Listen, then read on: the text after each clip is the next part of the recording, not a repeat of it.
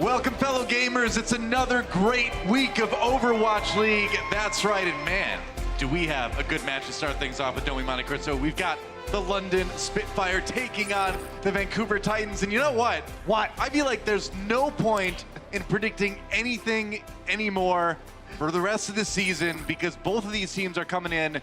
London with a loss against the Mayhem, and Vancouver with a loss against Washington last week. So we just don't know who's going to win anything anymore. Yeah, we did have that situation where 19th in the league beat first in the league, but that's part of switching over to the roll-lock meta. Yeah. Things are turbulent. And speaking of turbulence, the Spitfire plummeting down the standings right now. Yeah, they have to be careful because there's a chance they could fall out of the playoffs and into that play-in at the end of Stage 4. So lose that guaranteed spot in the playoffs if they fall from 6th to 7th. And also, of note, the Shock are still technically in contention for that first place seed. And remember that the Titans are going to play the Shock at the end of this stage. Yeah. So if they are one game apart by the time we reach that match, there's a chance that the Shock can take that first place spot from them. So it's not done yet for the Titans. They still have some work to do. Right, so one of the things with the London Spitfire that we've kind of been looking at, you were going to talk about this, is that this is a team that looks very good in the meta, but yet they have one specific Achilles heel right now, don't they? Well, it's more that they've always had it, Doa, and Sure. I was digging around in our stats database today, and I pulled up these numbers. And on the left column, you'll see their team fight win percentage on average across all team fights in a stage. And then you're going to see in overtime what that win rate is. And you can see that they have a negative win rate in 3 of our 4 stages. And not only that, Doa, but in those 3 stages, Stage 1, Stage 3, and Stage 4, they were the worst team in the Overwatch League in terms of the largest differential between their average and their OT. And in Stage 2, that was the one they were positive. They had the 20th hardest schedule in the league, the easiest strength of schedule, and that really, I think, affected how they were doing in that particular OT. But what's impressive, So bizarre. as we talk more about this, is that they were terrible in OT in 3-3. And now they're even worse somehow in OT now that we've roll locked. So this is a systemic problem that we're seeing with the It's all Spitfire. right. They're just anti-clutch. That's just how it is. Let's take a moment to look at the Vancouver Titans schedule for this stage. It is the from here on out the hardest remaining schedule for any team in the Overwatch League. You can see Spitfire, Shock, Excelsior, Fusion, we know can put on a good DPS performance here and there. They got hot at the end of last season as well. So for a team like the Titans to lose against Washington Justice, you kind of start to be concerned a little bit because they do look a little bit uncomfortable in the 2-2-2 meta. Yeah, and also because their next 2 games are Spitfire and Fusion, both of these teams are the ones jockeying for that 6th place, that guaranteed seed in the playoffs. So if either Spitfire or Fusion can come out with a win, that may be the difference. Beating the Titans may be the biggest difference when it comes to who is going to be in top 6 and who is going to have to play in that play-in tournament. Right, because although the Vancouver Titans still have that guaranteed spot in the playoffs, they've at least clinched that, you still want to come out on top of the Pacific Division. Yeah, So in that number 1 seed. So Exactly. they've got their work to do, certainly a very difficult schedule ahead of them, and you don't start that well by going 0-4 against the Justice. doesn't help too much. We'll see if they can do better today. But first, let's introduce our opponents. Give it up for the London Spitfire. Oh, they're not ready.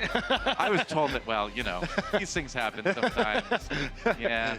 Well, I think. yay, London Spitfire. I'm so excited for my London. My coat is kind of London today. You are. Between your shirt and my coat, we're I'm more Kinda there. southwestern tones today. You kind of look Doa. like Winnie the Pooh, actually. That's with true. Yeah. I do kind of look like Winnie the Pooh. That's actually a great point. There you I'm go. sure that will be photoshopped later.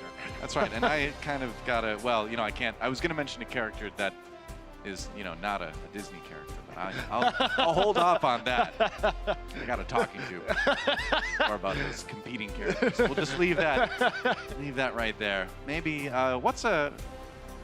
what Disney character would you put in this color palette? I don't know. I enjoy the bomber jacket, though, giving yourself a real Top Gun look, as it were. That's true. I sometimes like to think of you as an ace fighter pilot. Me too. On that note, this time, for real, let's give it up for the London Spitfire.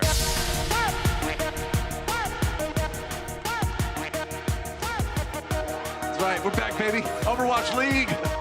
London Spitfire taking the stage. And, you know, even if we can't predict any of these matches, no doubt this series is going to be a ton of fun to watch. Prophet, just a beast on DPS, no matter what's going on. with the rest of his team. But we really do have to look at those overtime situations for this team today. You know, their anti-clutch sort of trends. That's not something that you can probably win the league a second time with. No, I don't think so. Although, one of the issues that both of these teams have had has been overplaying May Reaper comps in their last game, and neither of them is particularly good at it, so that's going to be the big thing today, as if they go back to their strengths. We are going to see Quartermain coming in here, which he often does on Control. Yeah. He's been sticking in a lot of their matches because it allows them to play Batiste and Ana at the same time, which they can't do with Nuss. Right. So we'll see if they're going to make sure that they stick with him this time, or whether they are going to field Nuss for any of the other maps in this series. All right, well, it's time to introduce their opponents currently on top of the Pacific Division, but will they stay there? Let's hear it for the Vancouver Titans.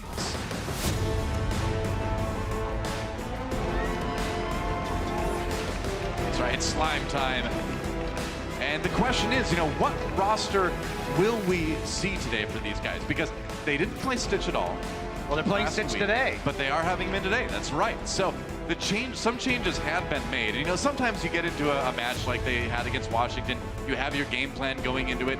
You don't necessarily want to change that in the middle of the match just because things aren't going like you expected. But I'm curious to see what the Twitch, or this rather Switch Hoxall combo is going to look like opposed to the Hureg combo, because Stitch is kind of like he was kind of the DPS superstar along with Hoxall on this team. Hureg kind of bounced around a couple teams. He's shown some good. He was on London, so it's a rematch of, you know, it could have been at least a rematch of Hureg versus his former team. But the fans want the switch to the Stitch, and that's what they got. Let's take a look at Hoxall for a moment, though. This guy is so good on the Genji, so good on the projectile-type DPS heroes, and he was really solid Brigitte as well in the earlier part of the year. Best in the league. I don't think that's even a question. So, I mean, it has been the Hoxall show when they've actually run Genji. You know, we actually have the top 2 Genjis in terms of final blows per 10 in the league in this match. Prophet is actually number 1, surprisingly, but Hoxall is number 2. Also been playing a pretty decent May here for the Vancouver Titans. But both of these teams have been tripped up by, I think, falling into the trap last week of just almost exclusively playing May Reaper. And if we think about how these teams do well, it's with Hanzo really on the side of London, and it's with Genji on the side of Vancouver. So I want them to go back to those styles today. Wouldn't be surprised if that's what we see. Let's take a look at our map set brought to you by Toyota. Going to start things off on Busan, then going to Temple of Anubis for Assault Map, Hollywood, and Route 66 after that. But I think you're right. And if you go back and look at that Vancouver match especially versus Washington, Vancouver got wrecked by Corey's Hanzo. And it almost seemed like at the beginning of that series, Titans were a little bit hesitant to even run the Reaper. Then they started running the Reaper. Then they started getting wrecked by the Hanzo. So it just seems like for whatever reason, Vancouver's been slightly behind some of these other teams in terms of compositions. Yeah, and you know, we just said, what about that Reaper May? Not really working out for anybody. But you know what, if both teams run Reaper May, then somebody still has to win. Someone has to get a team fight win on Reaper May, then yeah. Someone's percentage is getting better right now. But the thing is as they start tangling a little bit, you know, we saw Hureg kind of struggle, I guess, a little bit on that Reaper last week. Now we see Stitch playing it. Will that make a difference? May's trying to freeze each other, both popping the ice block. And the question is, who will be able to muscle the other one off the point first? There's a wall trying to pop Reese up in the air. The other one, Stitch is down. Gesture picks up the final blow there. And London Spitfire winning this early fight for now, and they might be able to get the control percent rolling quick. Yeah, and they will, and that's just a better wall. And we've talked about Prophet's May. You know, that hasn't been the issue really for the London Spitfire. His walls are really good, and it's so hard to statistically evaluate Mays because most of the impact is positional. It's based around how the walls do, and you can't really track that with stats, right? Yeah. So it is going to be, Prophet is, I think, more clutch than we give him credit for. And actually, you know what? They've been doing very well with Prophet on the May. And cut off. Yeah, Bumper had no chance, man. Completely carved off from the rest of his team by that May wall. And yeah, that's the thing is, and Captain Planet, one of our stats guys, our big-time stats guy, wrote a great article about everything going on in the league right now with the meta. And one of the things that's hard to sort of equate with statistics is the value of your May player, because a lot of it comes in from things like wall placement, right? And there's no stat to really show how you cut someone off from the rest of the team. Yeah, exactly. Kind of have to go by the eye test. Prophet's one of the best, for sure. Coming back Vancouver in right now, re-engage onto the point. Yeah, Vancouver managed to get there with the help of a May wall to provide cover while they got onto the point. Yeah, time to die percent, possibly murdering. Has the ultimate now, gets a kill on the slime, might not even need to use it. As Vancouver tries to flip this one around, tries to keep this going rather. Sits down as well, and it looks like so far so good for London here. Yeah, really clean from London. Yeah. And remember, London has been horrific on control this stage. Right. They have really struggled on this map type, even against teams that on paper seem to be a lot weaker than them, but they are really strong today, playing beautifully around Prophet's Maywalls. Yeah, they've kind of looked like the assault specialist league in general, but Control looking a bit better today here. Supercharger down for London right now as they try to defend another push. Coming in from Vancouver Titans, Bedosian pops the Coalescence, has to run it high from the self-destruct, gets out of the way just in time. Ooh, Gesture can't be healed though through all of that. Now Birdring drops down, only kills Hawksall, but maybe that's enough. We'll have to see. Hawksall died with his Blizzard up, so that's something the Titans aren't going to be terribly thrilled about. Here comes the self-destruct. Twilight does get the kill onto Bedosian. Moira v. Moira. Can he carry the rest of his team, though? I don't know. Gesture swapped over the Wrecking Ball and gets a knockoff onto Bumper right now. So the Titans slowly put back, and that's Hawksall's Blizzard eaten by Fury.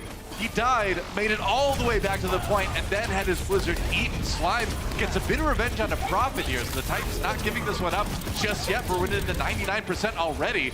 London Spitfire, one more fight win here, and that's going to seal the round, but it's only a mini Diva and 2 supports, Noah. Stitch comes back. Yeah, 2K on the Tracer, and Titans finally flip it. Yeah, problem is London Spitfire's coming back in with another Blizzard right now. There's no support ults here for the Vancouver Titans. It's going to be very difficult for them to contest the point. They're going to have to spread out quite a bit if they know that Prophet has the Blizzard up again. Yeah. Well, Bedosian has another Coalescence too in just a moment. He's at 87% right now. Prophet, though, like you said, looking for a good placement with that Blizzard. Little ice block, there's the Maywall now. Trying to separate Bumper again from some of his healing. Throws in the Blizzard. Can he force everybody back to it? Find Noah Slime, nice headshot to finish him off after the freeze. Titans already down their Diva mech as well. Goodbye, Janu. Hawksall taken out too, and it's an easy fight for London Spitfire off the back of Quartermain's sound barrier. They just look untouchable right now, and this should be an easy flip and an easy round capture for London. Yeah, very clean play from the London Spitfire. Overtime ticking down. Twilight gonna get on the point with the fade, but that should be about it as Wrecking Ball is frozen and walled off. No! Yeah, there's only so much you can do, you know, as a lone support going in there. It's nice to be bloodthirsty, but can't get that 1v6. A little bit tough. That's 100% to 40 for London Spitfire on the Mecha Base round of Busan. So early lead for them, and yeah, definitely looking like they had a better handle on the way those team fights were kind of shaping out. Yeah, playing much better around their walls this time. So London coming out strong. The real test for them, though, is when they have to play with a Wrecking Ball if they do make that decision on some of these points, because Gesture's Wrecking Ball has been less than good. Yeah. So it's been a point of weakness. They're not going to do that here. Looks like we will be going to more May Reaper Orisa with, of course, the Diva for both teams. And, you know, you do need that Diva, especially if you're in the mirror, because you need to be able to eat that Blizzard, and you also have to be able to deal with the Death Blossom. Yeah. So it's weird for Diva because you use your charge. It seems like a lot to escape from these fights because May will start to freeze you have to charge away, but you have to be there to eat the important things too. So it's like a tricky new style kind of Diva that these guys are having to play in this competition. yeah, and so much of it is whether your Diva gets frozen, because it's easy to eat Blizzard because of the sound cue and the delay on the animation. So you need to freeze the Diva a lot of the time in order to be effective. All right, Reaper versus Reaper. Wind's going over to London Spitfire there, and it looks like they're going to be able to clean out the rest of the Titans here. Kill onto Janu as he's popped out of his mech, and now the London Spitfire backing off to take the point as it unlocks, and they will get the control percent first again.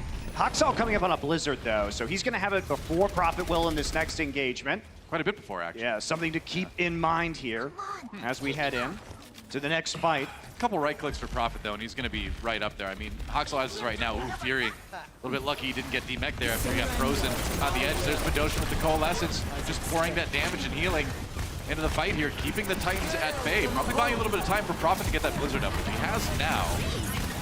So can they put that to good use? Blizzard's coming in for both teams right now. Bumper, frozen. Can they keep him alive? Slime down. Good start for London. They've got a 6v5 now. And the healing from Moira is just so big. When everybody's grouped up in this composition, tough to force people away. That said, Hawksall down, Birdring soon to follow. After that, the Titans trying to stick in this fight. London Spitfire pulling ahead, though. It's just really the supports and the tank in the fight for Vancouver right now. That's not going to be enough. Prophet is just doing so much work in this series so far. Yeah. He is freezing all of the right targets. Just watching him move in, you'll see that he's mostly concerned with that crowd control, right? And sometimes he'll just leave targets frozen and let his teammates clean them up, just move right on to the next one. Yeah. So target selection extremely good for London. And you know, for the first time this stage, since we have Rollock, this might be a dominant control map for the Spitfire. Certainly could be. Oh, beautiful. Beautiful. Same thing. John got his Blizzard, though, flew up over the top of the wall and ate it. That's right, but Badoshan still got the first kill in favor of the Spitfire. Maybe Titans with the sound barrier can bring it back, but a sound barrier for London as well. Birdering, 2K, 3K with the Death Blossom.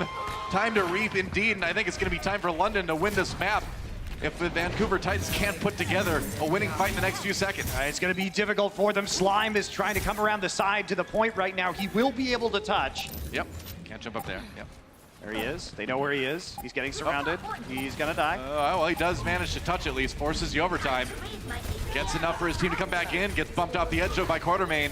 And London Spitfire in firm control for the moment. They've got the 65. Oh, the walls are so good. Prophet just dissecting the enemy team. And as I say that, Janu comes in and gets 3 if you include the Diva Mech with that self-destruct, and the Titans have a new lease on life on this round. The Blizzard Bomb combination left Spitfire with nowhere to go. Clutch play there from the Vancouver Titans in a 5 versus 6. Still gonna have the Coalescence of the Death Blossom. Death Blossom not too useful. Spitfire will match with a Coalescence of their own. It's all about Prophet's Blizzard, though, and how fast he's going to be able to get that up. London still with a huge edge as the Titans try and run this back. How the Titans are trying to do the same thing that London did to them, right? Cut up a tank with the wall, see if you can get that one kill or so to tip the fight in your favor. Now the Coalescence coming in from London Spitfire, Badoshan leading the charge with that Moira ultimate. Stitch sitting on that Death Blossom, though. He's got the Reaper ult. When the team comes in, and use that race form a little bit early there. Janu out of the mech, that's not good for the Titans. Prophet, how did you get back there? The back lines, the stealthiest May I've ever seen. And the Titans in big trouble now. Everybody dropping. London has already flipped the point back in their favor before the fight was really even over. And that's gonna be about it, man. London Spitfire dominant on Busan. And if you'll notice what they did, so Birdring demech Janu, and at that point Prophet knew that he had the freedom to make the long flank and catch them all in the Blizzard. There was no chance of a denial. Right. So great job, great target selection by London throughout that map. I mean, that's their toughest map type. They wrecked Vancouver on it. Now we got to see if Vancouver can tie it up when we come back. The Overwatch League is powered by Intel. Game, record, stream without compromise on Intel Core i7. And by Omen by HP, the official PC and display of the Overwatch League.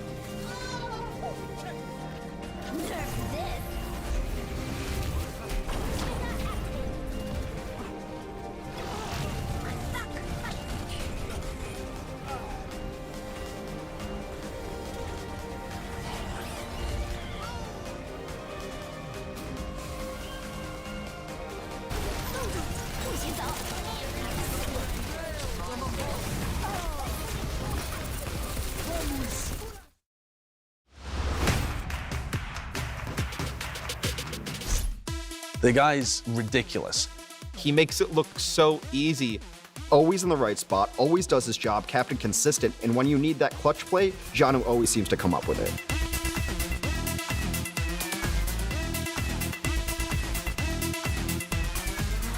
고등학교 3학년 때부터 그때부터 프로게이머 하고 싶었어요. Janu comes from a background of video game players. He's talking about how his mom played like StarCraft growing up. 나오고 나서부터 오버워치를 했는데 오버워치가 더 재밌어가지고 이제 전 세계 대회에 와서 이제 전 세계들한테 보여지니까 뭔가 더 잘해야겠다는 생각도 들고 한편으로는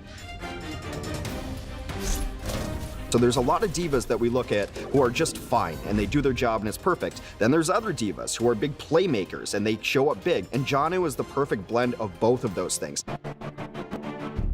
제가 MVP 후보로 뽑혔는데 솔직히 저는 아직 실감이 안 나고 솔직히 저한테는 좀 과분하다는 생각을 좀 많이 들기도 해요. 왜냐면은 그 외에도 더 다른 포지션으로도 더 잘하고 더 인기 있는 사람들이 많은데 I feel like he's a phenomenal player and he gets overlooked quite often. It's always with diva players that you never really see what they're doing until they have a giant play. I think when you watch Janu, like he makes these like crazy highlight plays and sometimes you don't even recognize them because he makes it look so casual.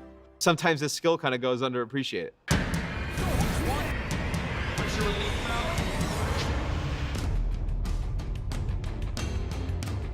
The entire off-tank role is about being hyper aware of where everyone is on the field. He's also just got a hypersensitive feel for when to launch in his ultimates to pick up big 3Ks. He always puts the bomb in the right place. Janu comes up with another bomb! He's the glue that holds them together. Defending his team, about being aggressive, and also setting up Bumper for success and making him look very good. 솔직히 실감은 안 나지만 이렇게 된 김에 진짜 MVP를 받을 수 있게 진짜 좋은 모습을 보여드려야 하지 않나 싶어요.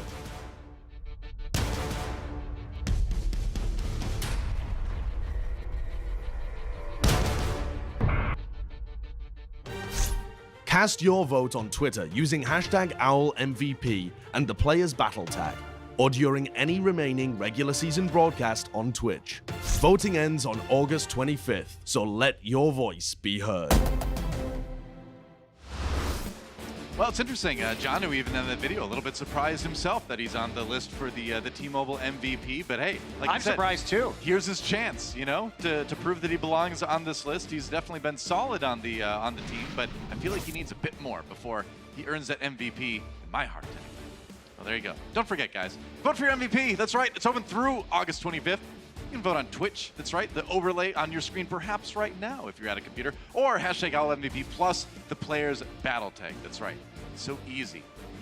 It is. So fluid. So convenient. That's right. Why have you voted already? Have you voted yet? No, I'm actually waiting until the end of this stage, you know, towards the end to vote, so I can actually have the complete universe of information That's one way available to me. That's one way to do it. Or you could just react I call that immediately to whatever the happens at the end of responsible the day. way. Corey for MVP. That's what I say. That's right. We're going to Temple of Anubis next, though, in our match here between London and Vancouver.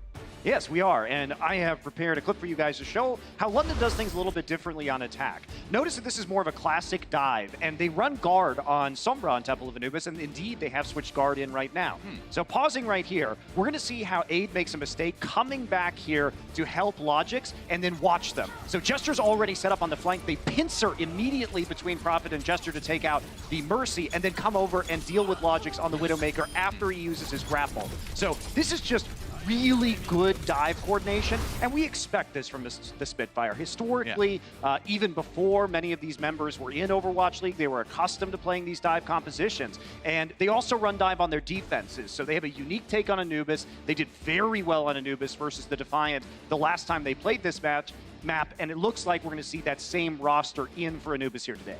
And I think if you're the Vancouver Titans too, you should be very concerned because Control is kind of the map that, you know, we talked about London has traditionally been a little bit weaker on. So you've lost that map, and it was pretty one-sided, honestly.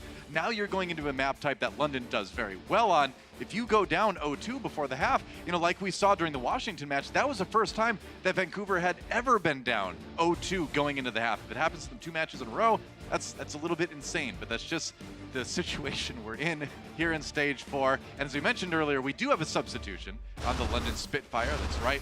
Guard will be subbing in for Temple of Anubis. So we definitely know what this means based on their previous Anubis strats. Shouldn't be coming as any surprise. Right. And to piggyback on what you're saying, Doa, when it comes to Anubis, yes, it's important that the Vancouver Titans get back into this, but it's equally important that London close out this series before we go to map 5. Because they looked really good on Busan, but this year they are 1-8 on Ilios, which is our tiebreaker map. So this is going to be definitely, I think, hard for London. Many London fans were ruining Oasis last season as their kryptonite when it came to control and their abysmal record. Well, this season, it's Ilios for the London Spitfire. For whatever reason, seems there's always that one control map that throws them for a loop. Yeah. Well, guess what, guys? As you can see, you saw Guard kind of like moving his mouse around. That's because they're trying to get it all working right. We'll give him a chance to do that, and we'll be right back.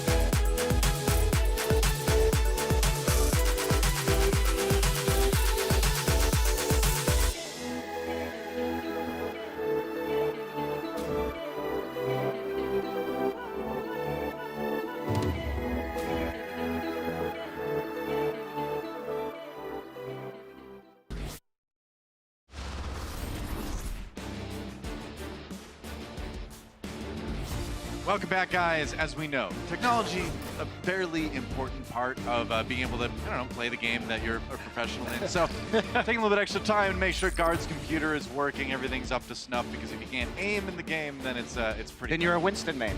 Well, there you go. Yeah. But he's not. He's a DPS player. He's a damage roll player. I can say that because I'm a Winston main. Winston Reinhardt only. Yeah, well. Two trick. I suppose there is that. But anyway, it's going to take a little bit longer to get that working. We will eventually. But for now, let's talk about Stitch. Let's swap it over to the Vancouver Titans for a moment and talk about this DPS player, this damage player that a lot of people were wanting Vancouver to put in last week. They didn't do that. Now he's in today, though. Yeah, it was interesting because obviously when we came into Stage 4, we expected to see a lot of Stitch, and instead we got Hureg, which was a bit of a surprise, but we have heard from the Titan side that it was a bit of a form issue. But even so, if we actually... Hureg's been... I feel like this is just true about Hureg in general, but he was a little bit up and down. His Widowmaker... Now, when he had a 66% team fight win rate with the Titans when he was playing Widowmaker, which is obviously really, really high. But at the same time, he was sort of below league average when it came to final blows per 10 minutes and damage per 10 minutes. So maybe they think that Stitch is going to be able to provide the same level of team fight win rate if he can do even better in the final blows and damage categories on Widow.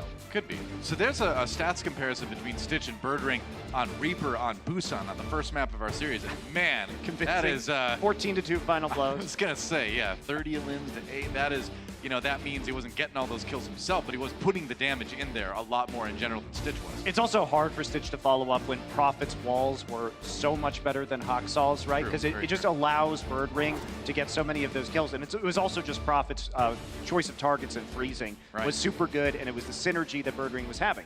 So, Reaper problems existed last week for both teams. One map doesn't tell us that they're cured for the London Spitfire, but it did look a lot better. We're moving on to Assault. Temple of Anubis will be our next map in this series. A map that, as Monty described, London has a unique strategy on that they used Guard on last time. They saw we were on this map. Now we're back again. But Vancouver should have done their research, right? They should know this is coming. So the question is, will they have a good response prepared for that? Well, I think it's important to remember that Guard is a Sombra specialist, and that's one of the main reasons he was brought onto this London Spitfire roster. And he did see limited play in the first 3 stages, but it seems like they're using him as that set piece here for dive. And remember that London is also one of the very few teams in this league to run a dive defense on Anubis. That is not... It is usual when you think about the history of Overwatch on Temple of Anubis. Oh, yeah. But it's not usual when you think about the Overwatch League. It's a bit older than that, generally speaking. Oh yeah, you go way back to the early days of Overwatch in Korea for us, because that's the region we were casting at the time. And yeah, you saw like Miro sitting up on the ledge outside Anubis, Aeon defense and stuff. A lot of dive defenses there. And look at this. Vancouver say, we've got the better dive. So this is going to be a classic Korea versus Korea Apex style all dive matchup. Wolf and Ilios are very excited. I know they're here today. They're thrilled right now. I'm sure they're psyched about it. So coming in again. Yeah. It's a lot about this for London is it's going to be all about the ult charges that are built up. You got nano blades on both sides. You got EMPs on both sides. So it's about efficiency, and it's so much about positioning right now. Just going to take some space in the front right here. He's going to have to back up out of that bubble. On board with Prophet right now, trying to find a way to sneak into the backlines and finish somebody off. To get any sort of poking in there. Perhaps collapsing with Guard as well. He's firing from the side here. Slime has to back away. Ooh, Slime got really low. Got hit with the anti as well. Gesture going in, trying to secure the kill, and Guard does just that. Bumper down as well, and that's exactly what we were talking about. Looking for those moments. They got the anti-heal after the damage in on the supports, and now London in a good spot to just take point A. Yeah, London coming in really strong. And again, thinking about that attack we saw against the Defiant, their first target was Aid on the Mercy. Here again, it was Slime on the Mercy that they're going for first and foremost.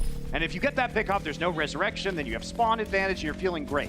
Now, Hoxall did get 90% of the way to the blade. Twilight's nearly at the nano boost, so Titans are going to have a nano blade here on their defense. So it all comes down to whether Guard can catch them with the EMP before they get the combo off. With the assault map changes too, the defense always is going to have a little bit better chance than they used to. Guard lurking, getting ready to use that EMP.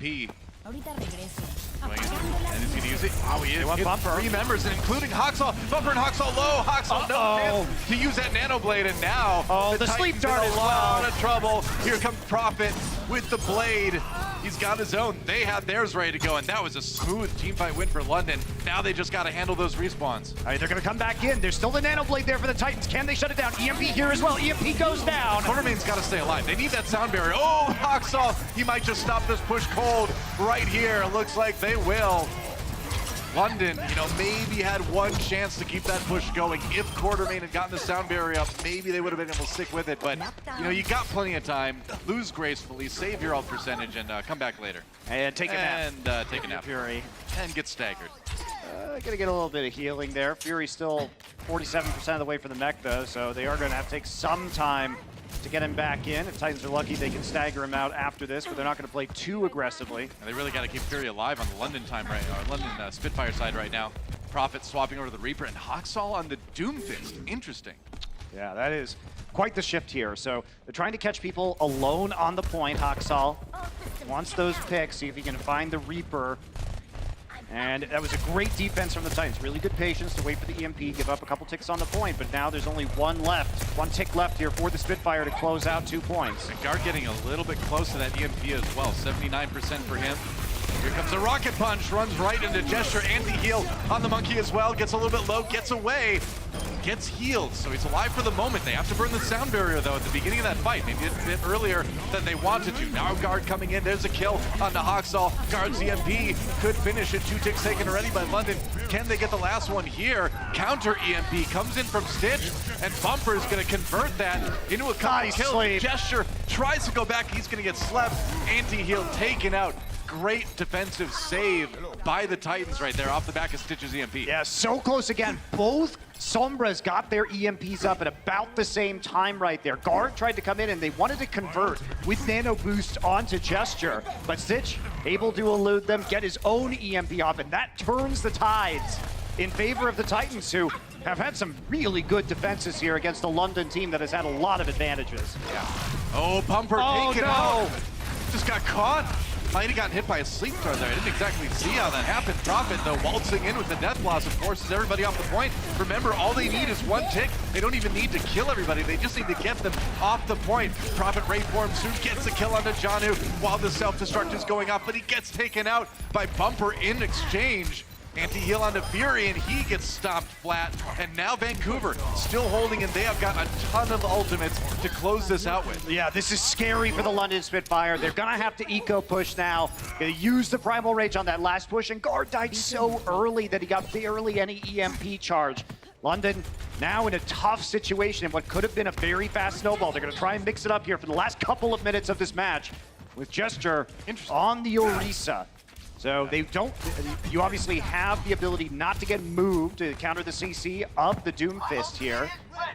If you are the Orisa, it's a little bit less dangerous, but it does mean you get to the point a lot slower. Stitch looking for the EMP setup right now. Yeah, it could make a big difference. EMP comes in here, hits 4 members of the London Spitfire. Meanwhile, Janu did get hacked by Guard as well. Anti-heal onto Prophet. Gesture, Hawksall loading up. The right click just knocks Gesture away for the moment. The kill's already coming in for the Vancouver Titans. Hawksall down. Nice. London Spitfire's still trying to push. Remember, all they need is just that little bit more, just that final tick on point B to close out this map. But honestly, for London, what looked like what was going to be a really good time bank now is going to be a pretty minimal one at best. But this push has been successful for London, though. It's still going on, and they're committing to EMP. They're trying anyway, yeah. EMP comes in, Prophet, wait for it. There's the Death Blossom, comes down from on high, low health, but he does get the kill onto Hawksall. Janu down, so London with the sound barrier. This is it, man, though. They've got less than a minute. It is do or die for London here on point B. They got to get it done now. They lose their Lucio. Prophet comes back for a kill on the Twilight. Maybe Fury with that self-destruct. No, he's taken out. And London Spitfire's chances are slipping away. The Titans look like they've almost held here on point B. All right, so London did have a good opportunity if they had wiped and then recommitted on the next fight. They had the EMP, they had so many ultimates available to them, and they decided that they were gonna try and clutch it out, but the defending respawn just too much. I think that as soon as you get a few ults out of the Titans, especially coming in, getting the EMP, the nano boost, everything, then you just try and come in with your own EMP and wipe in a 6 versus 6. Instead, they rolled the dice, and it may not pay off for them, Doa. Yeah. And we're coming to OT, London's least favorite time. I know, we talked about the anti-clutch capabilities of London Spitfire doing so poorly in teamfights in overtime, and we're in there right now. London Spitfire gets hacked before it even begins, and Vancouver Titans already just slamming through the London Spitfire roster. Bumper lands a shatter, gets the kills, Fury out of the mech, nobody on the point, and that was a long time to hold, but the Vancouver Titans pulled it off. I think you look at that situation, if you're London and you say wipe and go to the next fight, instead they believed in themselves, tried to clutch it out, but they don't actually take the point in the end as a result. No, in danger of giving up a map and tying up this series. We'll see if the Titans can do it when we come back in a moment.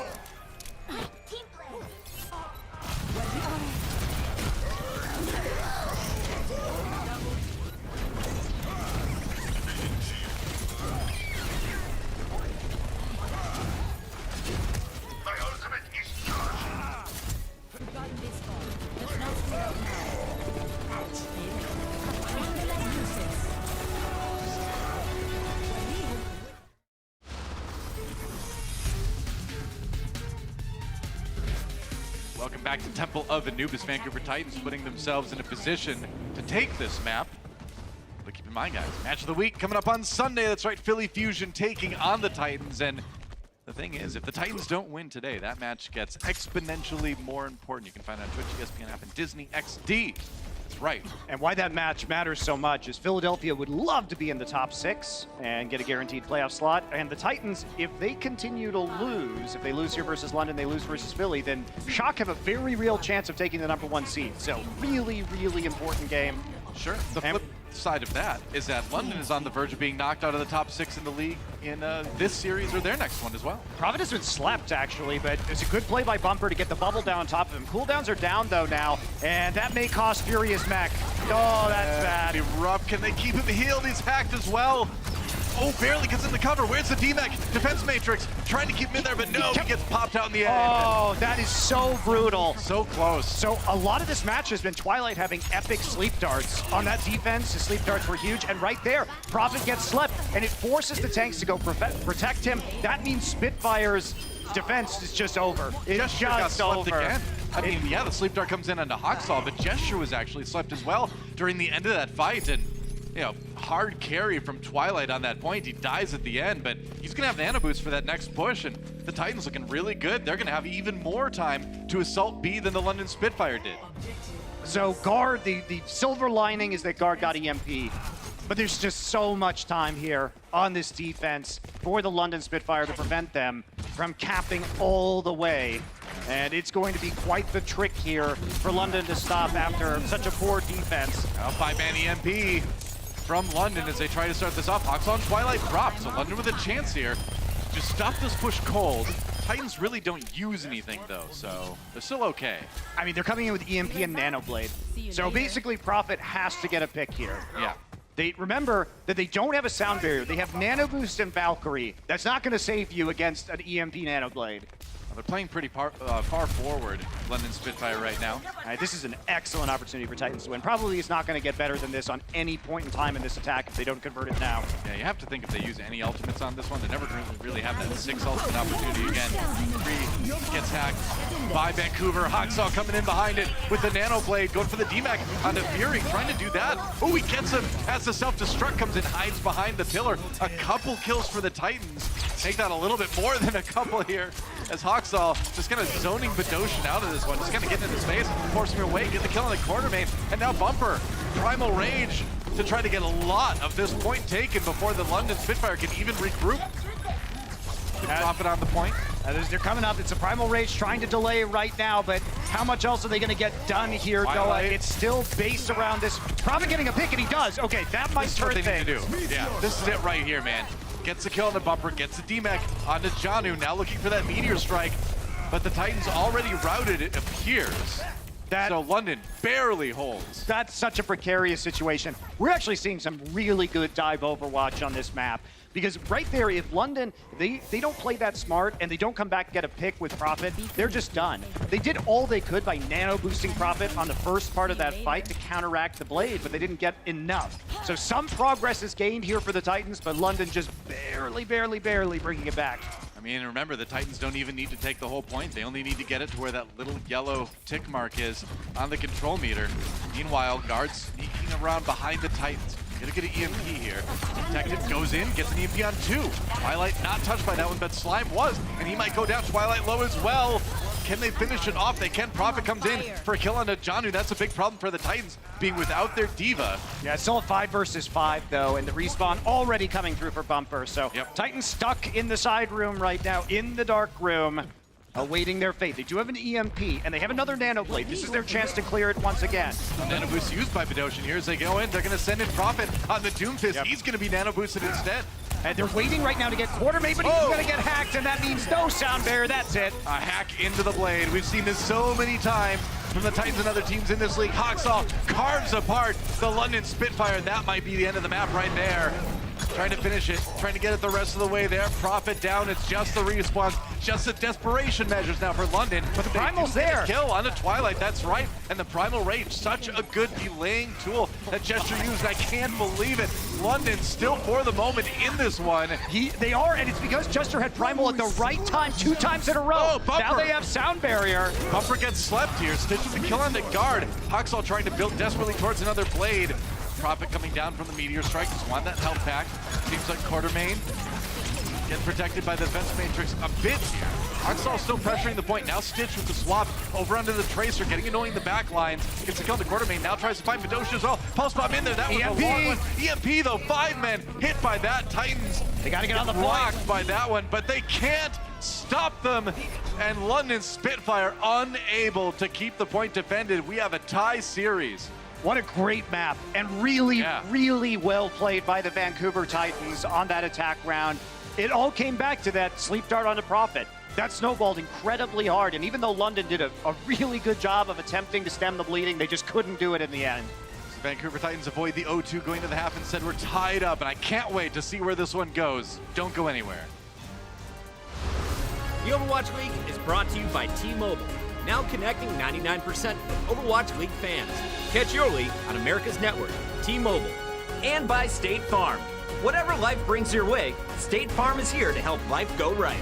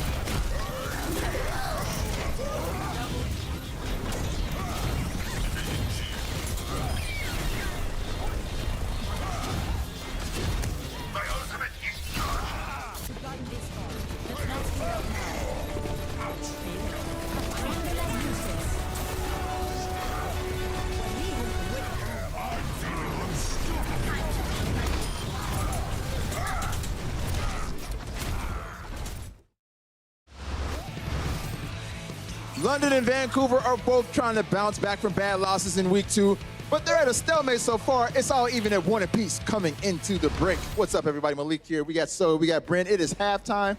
There's been a tightly contested match between these two so far in this, but I want to know from you guys, are you a little bit shocked to see that the London Spitfire have been able to keep up somewhat with the Vancouver Titans in this match? Actually, I am. The fact that they looked so very coordinated and strong on a control map. Oh, yeah. That's a kryptonite, everyone. Like, they're usually not really putting up a performance like that, less so against such a strong opponent. And it's great to see both of those teams kind of being back, you know, to their old selves, what we know. Right. And on the other side of things, not too much of a shocker seeing, you know, Huxall and the Vancouver Titans. Excuse me. I'm going to have you guys sit down or get out of my classroom. What are you doing? Right now? This is Korean Overwatch 101. I don't know what you guys are doing in here. Okay, so you're going to do this now? Yeah, you're going to go take a seat. Okay. All right. We're going to start the class. Sorry, guys. Now, it's really important to remember that there's a lot of history, of course, in this series. Now, Brendan Hook, can you tell me who played in the Apex Season 4 Grand Finals? It's like timing, right? Envious. Oh boy, no! You're gonna end up like one of those Redditors that thinks Fusion University is gonna do well in Korea. Let's take a look at the real history here. between these two teams in the Apex Season 4 Finals. Now, you may not recognize the team names. You see GC Busan and Runaway are the teams here. Now, these two teams ended up becoming what we know now as, of course, Vancouver Titans and the London Spitfire. So this was a 7-game series where, you know, Prophet actually ended up getting the MVP award. Now, moving into, you know, how these teams got to where they are on these rosters, you'll notice Prophet goes to London Spitfire, actually gets back-to-back MVPs after, you know, taking the whole season of 2018, winning that grand finals. Hureg joins Spitfire, goes to Runaway, now ends up being on the Titans. Now, he hasn't played in this series, but it is interesting to note that he's been on both teams. Gesture, of course, to Spitfire. Hagapun doesn't make it into Spitfire, ends up on the Mayhem, not doing so well these days. Wuhyal now playing for Genji, Seoul's Academy team. And you can see Closer, interestingly enough, goes to Spitfire, but now is on the Dallas Fuel. Moving into Runaway, you've got Stitch and Haksal, the DPS duo that you do see today, so no Hureg. Jono, of course, on the Titans. Now, Tizzy, you know, we're not really sure. He went to Spitfire, then he went to XL2 for a very brief amount of time, Bangzhou Academy, then he was on Chicken Contendies, then Grunto. Now, you know, it's a bit of question marks. Rumors he might be joining, you know, his old squad that he played in the Apex Season 4 Finals with, but we're still not sure where Tizzy is. Bumper was in that final playing support. Now he's the main tank player for the Titans. And of course, we know one of everyone's favorite players, Cox, is retired. So that's kind of a look overall. Bro, cool story, okay? Cool story. But we got to get back to halftime, man. Well, it's important to know the history here, Malik. I mean, really. We know the history. You know it very well. Do you know? I mean, I'm not entirely sure you do. I don't know if you'd pass an exam if I did set you up on it right now. You guys want to continue halftime? Yeah, sure. I think we should do it. Listen, I don't know how it's possible, but we've somehow managed to put me asleep. Do me a favor here. Turn around. All right, we'll take a look at some highlights if that's what you guys really want. I mean, it is Thursday, you know. It's highlights day, okay. Yeah. Thanks for the essay, though. Appreciate it. Oh, I mean, it's just important for you guys to know that this stuff really is important. Well, here's the highlights anyway. Here's where we get to the real nitty-gritty of the actual match itself against two teams that by the name of London Spitfire and the Vancouver Titans. That's right. That's right. Great setup. Great setup. Great setup. Great Don't know where to go from here. But no, I think overall, as I said earlier, it was a big surprise to see London coming out swinging. They looked so much better with that Reaper May composition than the Vancouver Titans. They very much look out of sorts. It doesn't seem to fit their style at all. Haksal is not a great May. He's certainly not really doing what the other Mays in the league are doing, which is setting up the rest of their team to get those kills. He's kind of not getting that much utility out of freezing targets or his Blizzard. Yeah, I mean, historically, Haksal was a great May player in the past, right, before Overwatch League, but he just hasn't had that much impact recently on the hero. But when you talk about his Genji, when you move into Anubis, that's where the Titans are going to strike back here. Yeah, and honestly, a very close series overall. I think I said in the pre-show I was expecting a very one-sided, but a closer affair for the Titans. Temple of Anubis was where I thought they were going to be taking it. They ended up taking it in the end. A big part of this due to Haxel's Genji and his proficiency on that role. But London Spitfire have impressed me as well. They've stepped it up. As we mentioned before, control maps, the first map that we just saw, they've been absolutely atrocious on that one game mode. And moving forwards, them picking up an early one on that control map really does bode well for them moving forwards into this series. Now, I'd still have to give the edge to Vancouver Titans in this, because the maps that are going to be coming up still are going to be suiting them. I believe we're going to Hollywood and Route 66. Route 66 is a bit of a coin toss right now. Vancouver Titans and London, not great at it, but overall, London actually impressed. They have actually worked on their gameplay. They're not just laughing off a lot of these losses. Yeah, indeed. And now, since we do have you here, Wolf, and you're the professor, do me a favor and grade these two teams on that first half. Right now, if I look at London Spitfire, it's going to be a B+.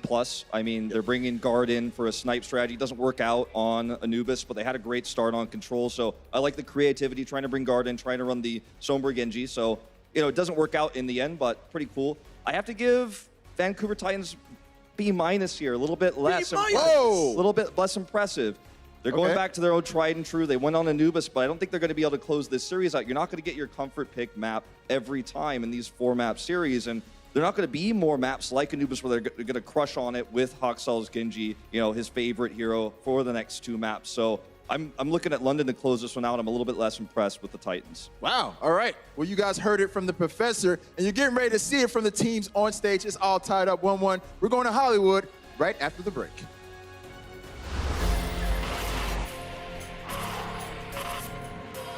They don't just play for a team.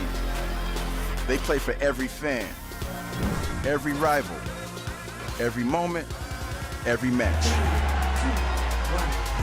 And when everyone watching expects the best, they perform with the best.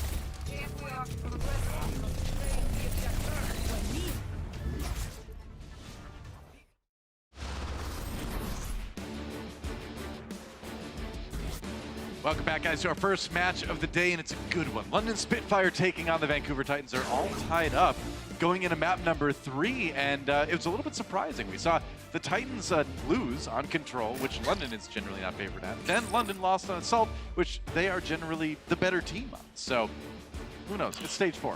Yeah, but as Professor Wolf was pointing out, you know, it is a map rather where they can use Hakusal's Genji. That does play into a lot of the strengths of the Titans historically.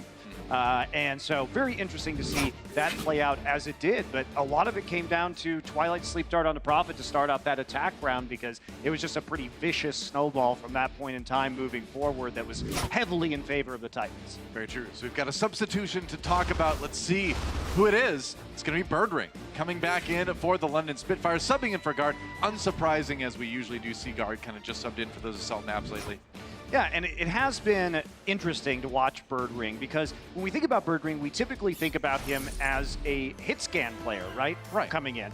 But actually, he's the best, statistically, the best Hanzo on this roster, even though we think about Prophet and his insane Hanzo abilities. And in fact, some of the highest teamfight win rates that we see from the Spitfire are when they're playing Birdring on Hanzo and Prophet on the Mei. It's been a very successful composition for them. It's interesting because one of the things that London was very good at last year, and is kind of immediately excelling at this year too, is combining gestures Orisa halts, the right click, with the Dragon Strike, the Hanzo ultimate, to kind of do like a mini Graviton Surge effect, right? Where everybody's pulled in, everybody gets hit by that ultimate. London is definitely one of the better teams in the league at doing that. And you can imagine we're probably going to see that kind of stuff as we get things started here on Hollywood. London Spitfire on the defense first, though. So it will be Vancouver attacking. Birdring is running that Hanzo, though. Yeah, and when we talk about statistics for the London Spitfire, it has been Birdring who's been ahead of Prophet in both damage and final blows per 10. So two major categories that he's been really popping off on. And as we said, Quartermain is still in because it allows them to run the very heavy Batiste Ana combination. Gives them so much healing output, Nice reflect on the hook there. Yeah. Oh, sleep dart into Fury. Not a lot of damage following that up. Bumper walks forward with the shields overlapping. That's right. Janu a little bit low. Gesture anti-heal, but the Immortality Field is in there for London. They get the healing done, and Janu gets D-Mech. So London Spitfire starting to come out ahead a little bit in this fight, but the Titans could still easily turn it around if they can find a pick. There's a hook, and Twilight disappears off your screen and goes back to spawn. London Spitfire now starting to push the Titans back. Yeah, anti-heal also blocked off thanks to the wall. Prophet gonna get a late kill with a headshot onto Bumper. So Spitfire will back off now. Really good initial defense. And Titans, they're going back to the Hanzo and Genji combination. Now, worth noting, the Titans in this stage have played very little Hanzo overall. So this is something that Stitch is bringing to this team that Hurek did not. Right. This is kind of what we were curious about. When they start using Stitch, how will that kind of change things up? Dragon Strike comes through, as Bumper did get cut off a little bit. The rest of the team, Quartermain, a little bit low health. They've got the Immortality Field out there. They've got the healing in there, and that's going to nullify a lot of the amplification matrix too. Spitfire, you know, keeping the Titans out, but not able to really use that at the same time. Here comes the Nano Blade. Hawk's frozen though. He went right into the blizzard. Ooh, that is not a place you want to blade. Slime gets the uppercut onto Bird Ray, and London Spitfire, though, able to turn this one around, pushing them back. Bumper in a lot of trouble. Low health. Fury takes a breather as he gets the healing, and that's just a Lone Mercy about to be staggered. Low. Yeah. Hello, Slime. It's a nice blast you got there. It's, sorry, only Neptuno gets the 3Ks in this league on Mercy. Yeah, we're going to take a look again at that blade replay as the infinite stagger for Slime goes on. Excellent job of path blocking the doorway from Fury. All right, so check this out. Hawksall pulls out the blade, gets hooks right into the blizzard. Beautiful play by Fury and Prophet. Yep. Yeah, Fury's Roadhog hooks have been extremely good since Stage 4 began here. And obviously, you can't get a lot done with the Dragon Blade if you are frozen solid. Yeah, so far, the Titans have only been able to get one elimination on this attack, and this is going to be another failed assault here. Cut off with that May wall, so another victory here for the Spitfire, at least temporarily, as they try and get some staggers. Yeah, that's right. Quartermain's Immortality Fields have been really clutch in this defense as well. There's been a lot of times where Vancouver's come really close to getting a pick. Oh, and Slime gets taken out by the right click. But yeah, Quartermain, Immortality Field, keeping this team alive. Yeah, remember London Spitfire is actually 2-4 on this map, while Titans are 6-2 this year. So it's been something the Spitfire have struggled with, but now they're in 6 ult territory for this last push. Hawksall is going to have to basically use the remainder of his time, if it's even possible for him to get a blade. Yeah, they want to use it with the nano boost. Seconds left. Now for London, they've got all 6 ultimates. They just have to defend for a little bit longer. Supercharger comes down. There's a Dragon Strike going through the side, just keeping the Titan zoned out. Away from their Supercharger now. Gesture loses his as the Dragon Strike comes through. Prophet rolls up, throws down the wall. Ice blocks for a second just to stay safe. But now they gotta worry about this Dragon Blade coming in from Hawksall. No nano boost. But there goes Bumper. He's down, and this has got to be the biggest blade ever coming in from Hawksall. Blizzard does not trap him this time. Gets a kill onto Badoshin, but London still kind of dismantling the Titans. Not over yet. Oh, the huge kill on the hook. Slime. It may just be. Fury drops, but London, after eliminating that Mercy, is in such a great place to hold. Now the Reinhardt comes in. Bumper making the last minute bump. Nice right click onto Hawksall from Prophet. So accurate with that May. Doomfist gonna get frozen solid. Goodbye. Bumped around. He's not dead yet. Now he is. Gesture finally finishing him off, but we're into OT. London Spitfire in overtime. A place where they've struggled, but they've got such an advantage in this fight that they should be able to clean it up. That said, oh yeah, man, look at that bird ring with the kill into Twilight as he tried to come in. No contest there in London with the fullest of full holds on Hollywood. I'm so glad to see that combination of the May and Hanzo that's worked great for the Spitfire so far this stage return, and they win it 18-3 in terms of eliminations. Yeah, another insanely one-sided round. Let's see if London can finish this one quick when we come back.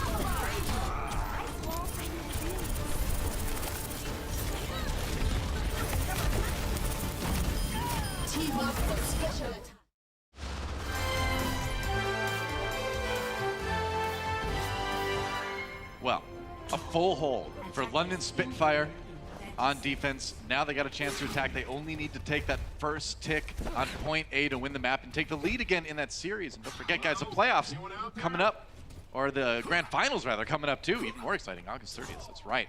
We got the play-in tournament before that, and the playoffs.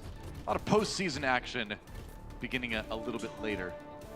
Indeed, and you know what's exciting about this map is, like, at best, it's going to be a draw for the Titans, which means that for the Spitfire, it's actually really good because even if they draw here, that means that they don't have to play Ilios in map 5, which they're 1-8 on, and it will send us to our final map of the series without it being a bad control map. Good point. So either way, this is actually decent for London, but obviously really strong chance here to go ahead and win out. Yeah, you'd rather just take the lead, huh? Yeah. Here we go. London Spitfire advancing now. Stitch down already. What? Birdring finds the pick. And that's a 6v5 now. The res comes in. Can they take advantage of the time Mercy was spending resing and not healing? Doesn't look like it, so still the 6v6. But man, Birdring is dangerous on this Hanzo. They only need that one tick. Vancouver Titans need to stay on this point right now. Immortality field down. Oxall, now a Hanzo battle on the roof here. Badoshin gets a kill into Janu. Good start for London in this fight here. Oh, and that's it. Everything's collapsing now. Twilight Stitch, they're all down, in London Spitfire just rolling right over the Vancouver Titans. It's only a matter of time, and that is the end of the map. London win it pretty much as fast as you possibly can. Yeah, it does give them the opportunity. They're on game point for our next map. They happen to lose that game point on Ilios, as bad as it is for them. So Spitfire firmly in the lead right now after a full hold, winning on their first push. They have absolutely dominated maps 1 and 3 in this series. Vancouver's going to need to do what they couldn't do last week against the Titans. They're going to need to dig deep, find the confidence to tie it up. We'll see if they can do that when we come back. The Overwatch League is powered by Intel. Game, record, stream without compromise on Intel Core i7. And by Omen by HP, the official PC and display of the Overwatch League.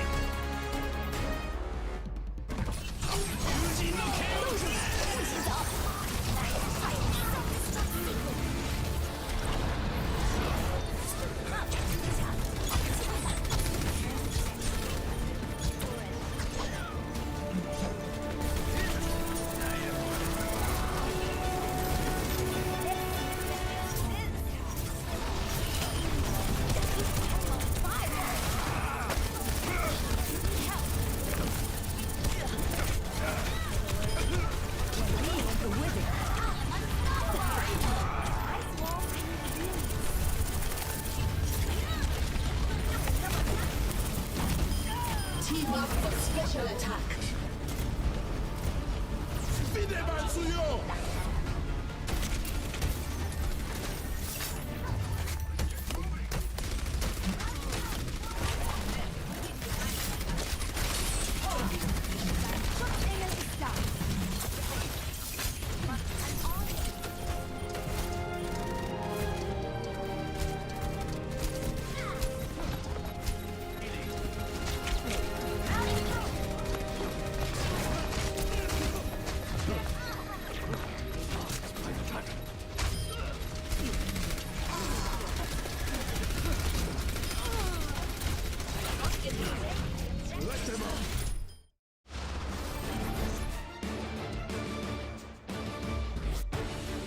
Dire straits for the Vancouver Titans, but the London Spitfire have taken the lead in the series once more with as dominant a win as you could really possibly get on Hollywood. Holding it on defense, not allowing a single tick versus their opponents. And a lot of that was due to the man on your screen right now, Quartermain, playing really, really well in the Batiste. And you and I were talking about this during the break. Being able to swap between the Batiste and the Lucio gives London a great advantage. It's really good for Rahad. It's really good for London. Rahad. So, Rahad. All right. Gotta talk about Quartermain now. Rahad. So, it's great for London because they have one of the only main supports in the league that's able to flex efficiently between Lucio and Batiste. Yeah. And it gives them a very different flavor in terms of playstyles, because on the one hand, London can go in with a Lucio speed boost and play those dive comps like we saw on Anubis. On the other hand, they're able to play very efficiently with the Ana and Batiste combination on defense, which gives them so so much healing. Also a bunch of crowd control, and they have the lamp, the immortality field for their defense, which if you're playing against a team like the Titans, where their biggest strength is being able to play around Haksaal's Genji and Nanoblade view, well, there's so many ways to invalidate that with that combination of supports. So it's been really good. Pretty much. Yeah, and also like just having the Mei in general is really tough for the Genji. Can't reflect the freeze. You see that composition again coming in from the London Spitfire on attack now. He's trying to break out, and you'll use a Batiste here because you need to have that immortality field if you're fighting that up-close defense. And that is a hook on the gesture and a good start for the Titans. There was an anti-heal going in on there too, and now, yeah, we see Titans actually they're mirroring comp. Batiste as well. Yeah, they're mirroring this comp that the London Spitfire are running after that last match. This time, though, they do get that first hook, and London going to be approaching a bit more cautiously this time around as they try and clear out between the train cars without getting a big bay wall there. They are going to get cut off. But you can see the Batiste with his Exo Boots is able to jump over the top to deploy the Immortality Field. Johnny gets to kill the Prophet though after a nice hook. Birdring comes back with one end to stitch. London Spitfire just trying to push away. They have the faster respawn though. Oh, they lose their tank again. Nice Maywall block actually from Hawksaw to save Janu. And things that seem like they're starting to click a little bit for Vancouver, at least in the early moments of this defense. I mean, the problem is they're still going to have 6 players faster, the London Spitfire. So Jester's back, and meanwhile, they're gonna have to back off while Stitch makes his way around Big Earls. He's almost here, but he's not here yet, Noah. You gotta push hard if you're London right now. You gotta take advantage of that numbers situation here, and that's what they're gonna do. Amplification Matrix does go down for Vancouver as well. Nice anti-heal from Bedosian on the Twilight Janu. Janu did go down, and it was no mercy with them running the Batiste. They can't res that. Blizzard comes in for Vancouver as at least trying to take control of the point. They do just that with a kill on the Prophet, but the Dragon Strike comes through and finishes off Twilight. So without Biana, it's going to be tough. Meanwhile, Bedosian uses that Nano Boost. Birdring trying to carry hard, and they're doing a lot of damage to Bumper. Might be able to push him back here, but Bedosian is down. Titans still holding on, and now they've got the Supercharger as well. I'm actually a little bit shocked here that the Titans are still in this defense. I mean, they're going to be in another 5 versus 6, the Titans again soon. They're not going to get Twilight back very quickly. Meanwhile, Bedosian's in line of sight to heal right now, so London can push forward. Now this Blizzard is going to make such a big difference too if it doesn't get eaten, and it won't with Roadhog in there instead of the Diva. Now the Blizzard comes in. Bumper locked off, gets frozen, definitely going down. Can they get any more? Immortality Field taken out. And the funny thing is that with all that, finally, the Blizzard allows London to push through. Oh, nice sleep dart onto Twilight. That's going to be another late elimination. Stagger kill there as the payload continues to move forward. So Titans, strong defense, right at the train cars. They do have to wait for Gesture to get back, the Spitfire, where they can continue to go on this attack. Titans now will be grouping up just behind point A. Looks like they want to make another attack. They're going to have another 6 versus 6 opportunity now. Here they come. It's a Dragon Strike to cut off the choke. Really on the high ground, though. Oh, wow, that chunk is huge. It's an enormous amount of damage. Yeah, through that Amplification Matrix, Maywall's not going to last very long, so Titans have to get over Dragon Strike. Yeah, will this buy enough time for London to take point A? Oh, man! That is the last place you want to be. A 4 kill from Birdring, and then follows it up with another shot on the Bumper. Why not? 5 kills in that push, and that was the wrong place, the wrong time, Vancouver Titans.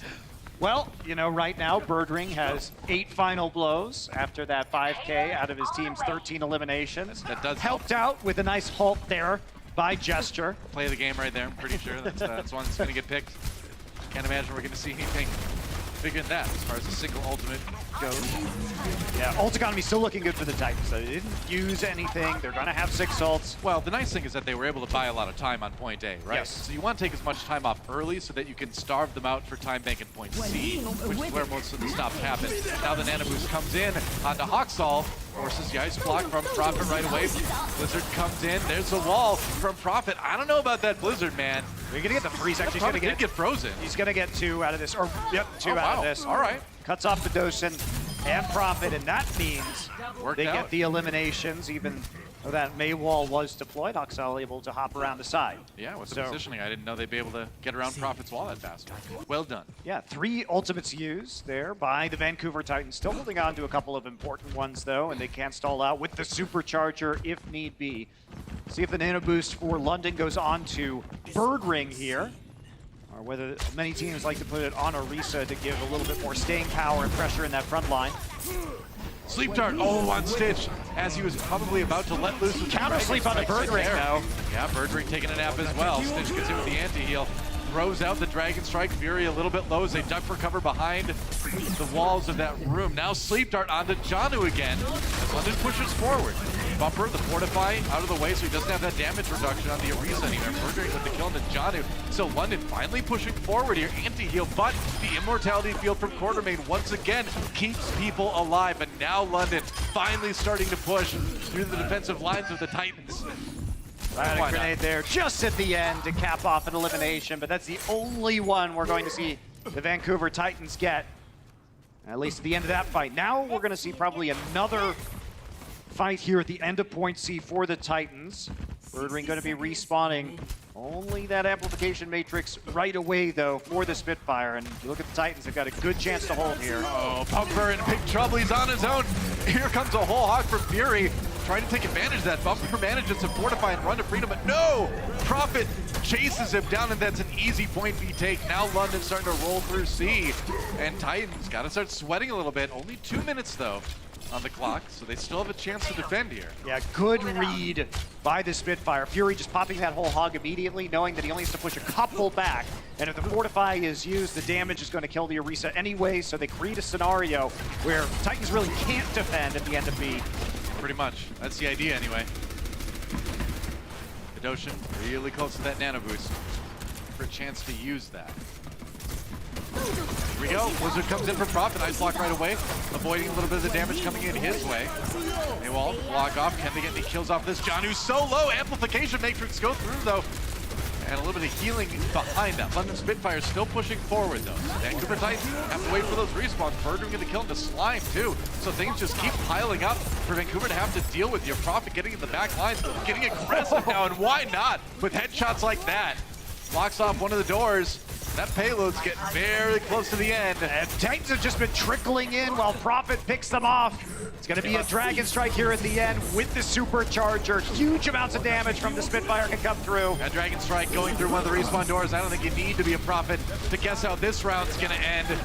Slime's down, and it's only a few more members of Titans to get out of the way before London finishes this round. That's a big anti-heal, but is there enough damage? No, they can't even get there, and London finishes their attack despite that hold on A. What a great close to that map. Dragon Strike through one spawn door, Amp Matrix on the other one. No real way for the Titans to make it through those choke points, and that's London locking up point C. Titans will have to match. London looking good. We'll see if the Titans can come back and score 3 points of their own on their attack run as we switch sides here. But man, the thing with London, you think back to their match against Florida, things just look so out of whack. It just looked like they didn't really care that much. They were kind of laughing after the losing games, and that's fine. I'm glad that we're feeling depressed or anything after that. But still, the coordination is definitely improved week to week between these players here. Well, I think one thing you can say is that both of these teams lost mostly playing May Reaper, right? Sure. And it looked like that they were really doubling down on that composition. Both teams were relatively unflexible in those matches. So today it was about whether they would use May Reaper in more appropriate situations. Right. And the answer is definitely. I mean, London used it. What we saw was some good May Reaper use on our first control map, but ever since then, it's been more playing to their strengths. We saw Guard come in, which was successful against the Defiant, even though they lost Anubis, but they still had some pretty good defensive holds on point B in a rough situation. And we saw Titans also moving back, of course, over to the Genji. And what's good about what we're seeing from the Titans is they finally woken up and are playing more Hanzo. They really have not used very much Hanzo at all in Stage 4 compared to most other teams. Yeah. And they need to get better at that. That is a core part of this meta, and they're trying at least now, and part of that, I think, is Stitch coming in. They've got another chance as they go on the attack here. On Route 66, Fury just itching. Give one of those hooks. Just can't wait. Ooh, it was a close one. You know it's coming anyway. Immortality Field used pretty early for the Vancouver Titans. Actually, a good thing, too, because a big anti-heal came through and hit 4 people. That would have definitely put them back in spawn if that Immortality Field hadn't been there for Slime. Nice hook by Janu. Down, yeah.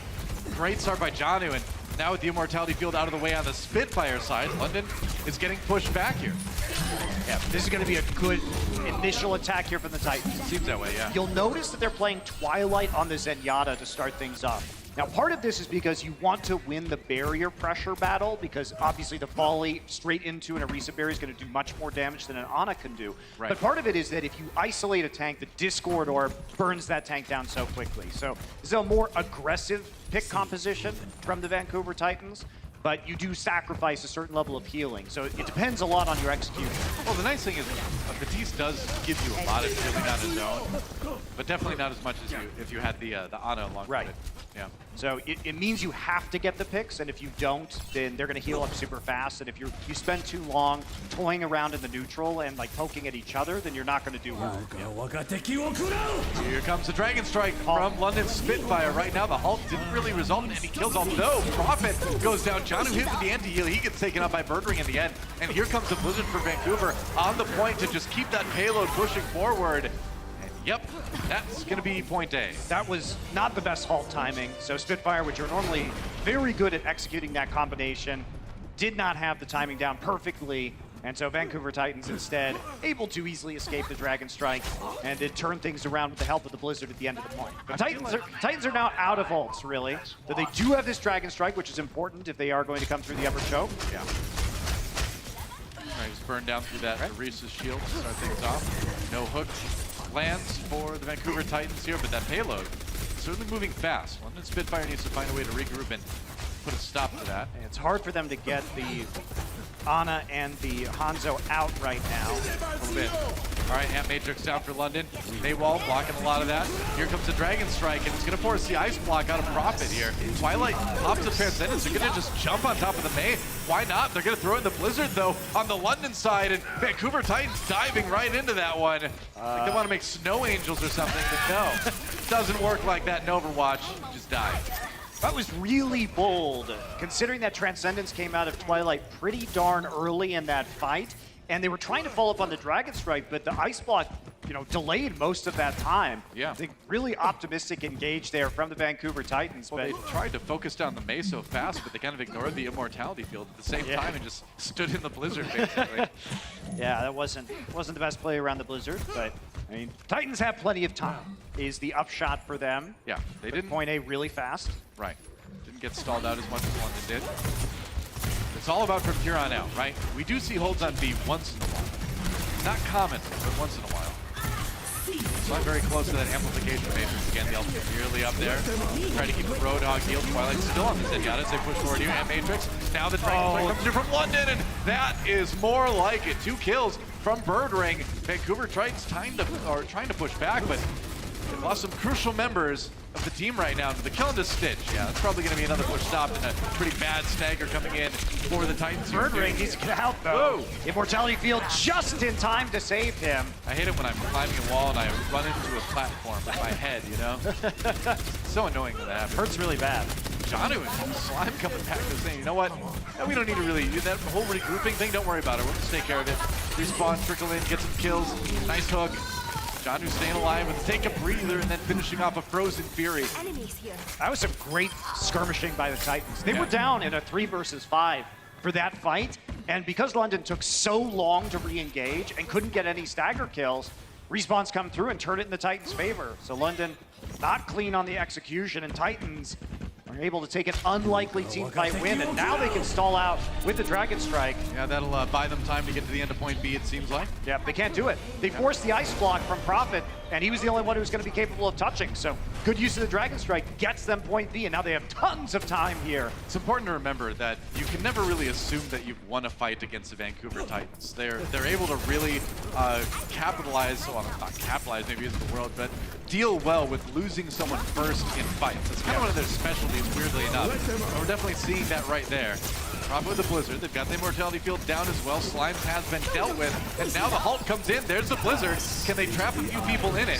They get the Amplification Matrix there too. Twilight has to use the Transcendence probably earlier than he wanted to, but they can't save Bumper. Janu drops as well. No more tanks. That means no more push from the Vancouver Titans for now. I think it's time to switch up as Zenyatta. Seems that way. We'll see what they vulnerable. Yeah, we'll see what they end up deciding. Transcendence has not been a really effective ultimate for the Titans, but they think, I guess, the Discord Orb and the barrier pressure is going to be worth it for them. Zenyatta's another one of those heroes that's really vulnerable to Mei right clicks too, so you're always kind of playing with fire when you run that into him. London Spitfire, Playing with ice, can. really. Yeah, playing with fiery ice. I guess the opposite of fire in this case.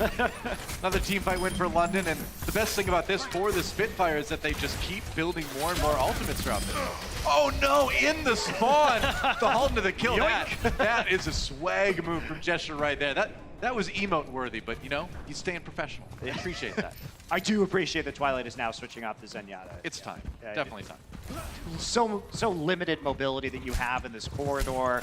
Better to be able to defend yourself with some crowd control and at least have the biotic grenade as well. Yeah, for sure. So this time around, Titans gonna get hit by that bio grenade. 5 ults up, they're gonna use a couple right away. Bumper already down, and you know, during all this, Prophet's nearly built up to another Blizzard. Immortality Field keeping London safe as they send their Dragon Strike in. Taking out the ultimates here and there, but more importantly, taking control of the payload. Is London right now. Anyone with the halt? Nope. 2 ults used by both teams, but that gets us in a pretty even situation. Hawksall got really low there for a second. Now the Blizzard comes in from Hawksall, gonna try to push, despite a lot of his team not being there. Bumper got back just in time with the kill into Fury. Maybe the Titans can push forward here. Blizzard from London, though, trying to equalize it. Anubis on the bird ring. He's coming in right now. They're going to try and push him back with the help of the Amp Matrix. Yeah, that's right. Amp Matrix on both teams on Bedosian the first to fall. There goes Prophet. And the Vancouver Titans starting to finally push forward. They are under a minute, though. They're not even going to be able to have as good of a time bank as London has. And it only gets worse as Bird Ring gets a kill there. Slime equalizing here, and the payload is still moving. But London with a good chance to force it into OT and get one last minute defense. All right, well, he did watch the Immortality Field, but the hook is going to end it. Sleep Dart to follow it up. The hero hook onto Twilight, the go-ahead win for London Spitfire at the end of the defense here, and now maybe just one more desperate push coming in from the Titans. They've got some ults to use, but it's looking rough. Oh, the staggers are so bad right now. There's another one on the Bumper. Oh, Bumper. Bumped right out of this mortal coil, and this may be where the London Spitfire win this series if they can try to prevent the Titans one more time. Here comes a wrecking ball from John, who he swapped over to. It gets frozen, gets anti-healed, nearly taken out. Bumper on the Reinhardt, going back to the hero he knows and loves. Birdring down, and Twilight trying to hard carry. Stitch coming back and helping out too. There's the wall. Hawksall just jumping all over the London Spitfire right now. Can they actually get this done? London Spitfire in another one of those OT moments. Are they going to collapse again? I mean, they used the Blizzard. It got them a little bit of time, but the payload just keeps on moving. Doshin down, and they can't get there. Oh, no, they do. Barely. Gesture makes it to the point, but it's only him, and they'll finish it anyway. The anti-clutch comes back again to haunt the London Spitfire. We're going to another round. Hawksall with the big plays off of the Blizzard and choosing his targets to freeze makes the difference. Titans barely able to finish Route 66. It's very worrisome for the London Spitfire. We will see who takes this map when we come back.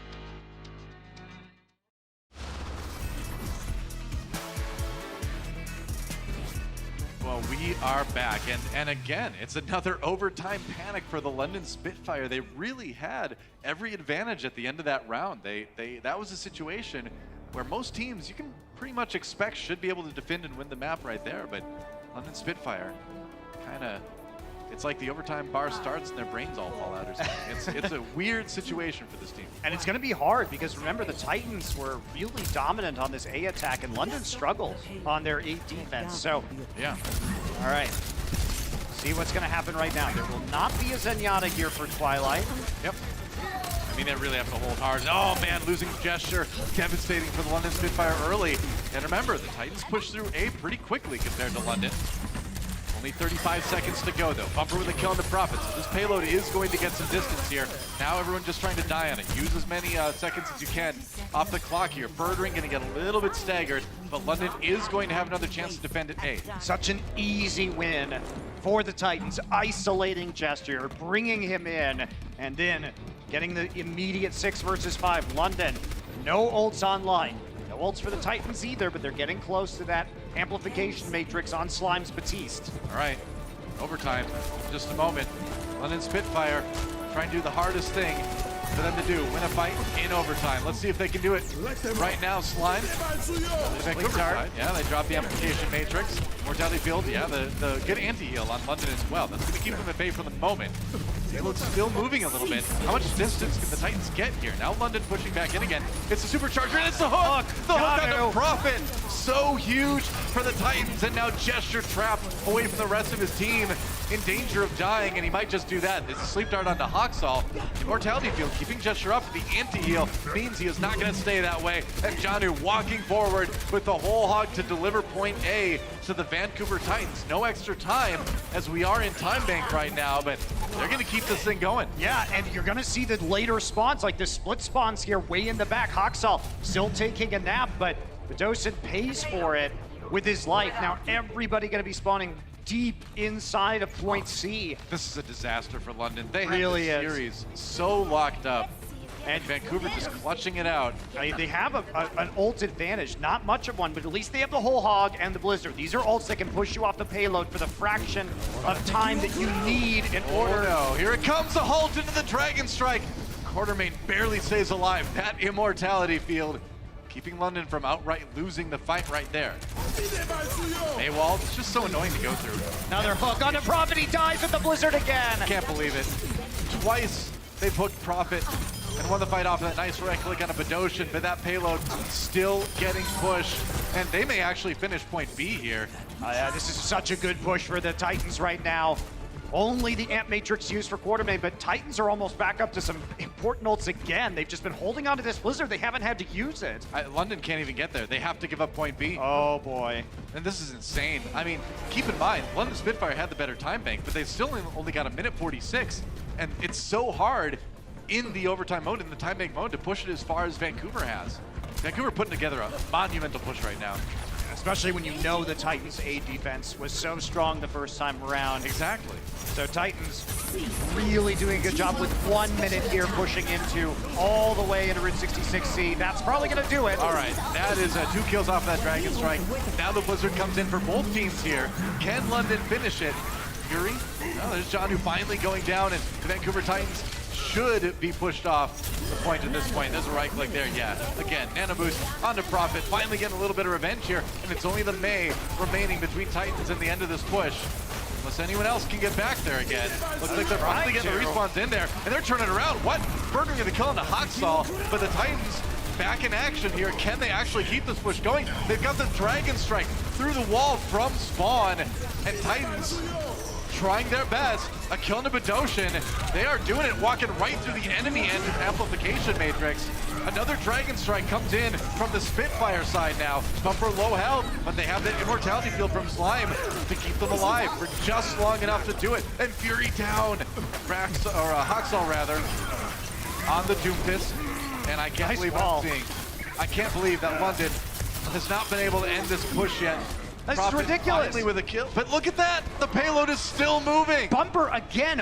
Both of these last-minute Reinhardt swaps have worked out really well for the Titans. And Janu moving over to the Wrecking Ball has given them the staying power on the payload, and Spitfire had no answer on point C last time, and they're looking like they don't have an answer this time either. After a little bit low, does get the kill on the Twilight. That's going to be a nice benefit for the Spitfires. They try to hold it here, but Hoxall responding with a rocket fist to the face of Birdring. And now Slime down. Hoxall just trying to do what he can. Takes out Fury. All right, Nano Boost. Meanwhile, onto Gesture as they try to finish it. Might be able to finally get it done here. Just trying to maybe just knock them off the payload long enough for the overtime bar to expire. But look at that perfectly timed rocket fist from Hoxall. And I can't believe it. It's still going. It's still moving. It's only Twilight on there right now. And finally, the payload stops. They might as well have finished it, though. It's so far already. And yeah, I'd be happy if I was Hoxall right now. That was an insane push. It was an insane push, and you can see this is why the Titans have been such a clutch team all season. When push comes to shove, they make great decisions. They flip over to the Doomfist, Janu, his specialty, the Wrecking Ball, and of course, Bumper back on the Reinhardt, because they just need to clear people off the payload, and they know the Spitfire are trying just to throw themselves at the card, get in that low-range scenario, and they just pick heroes that can dominate in that melee situation. Yeah. And you kind of see it again from the London Spitfire side, that in those high-pressure situations this season, the panic button has kind of just been pressed by everybody, and they're really, there doesn't seem to really be any sort of cohesion as far as the plan goes once OT starts. So, London Spitfire, what can you say? I mean, you'd have to assume we're going to a map 5 now, unless you see one of the best pushes we've ever seen in the Overwatch League coming out of London. And if you're the Titans, you're obviously very comfortable. You're feeling good about Route 66. You're feeling good. You're going to be able to take it to map 5.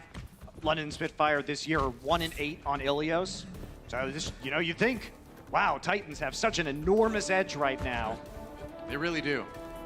That's one of the best overtime pushes we've ever seen in the Overwatch. Really good. We've seen some go the distance, but that one nearly did. And just the swaps, the individual performance, the individual plays. Titans really showing you why they're still on top of the Pacific Division despite that awkward loss against Washington. Looking to rectify that situation right here, right now. And London struggled on their A attack last time. Yeah, they did. Them quite a while to break out of this initial hold put together by the Titans. Payload getting some progress this time, but no pick yet. Gesture, barrier back up. Birdring trying to take the flank, but Dosin, though, is going to fall to a right click from Hoxall. Now, Slime does get killed off by Prophet at the moment. There's a hook on a Gesture, though, and they're going to get sent back to spawn again. That's going to give time for Slime to get back to his to the defense. Another stagger 2 onto Birdring. 60 seconds remaining. That's it for the London Spitfire. Hoxall approaching that Blizzard. Prophet might get it a hair faster, but it won't be much different. It's already looking pretty grim for London. Another hook onto Gesture. This time he lives. Yeah, sure enough. But the picks just haven't come through for the London side of things, right?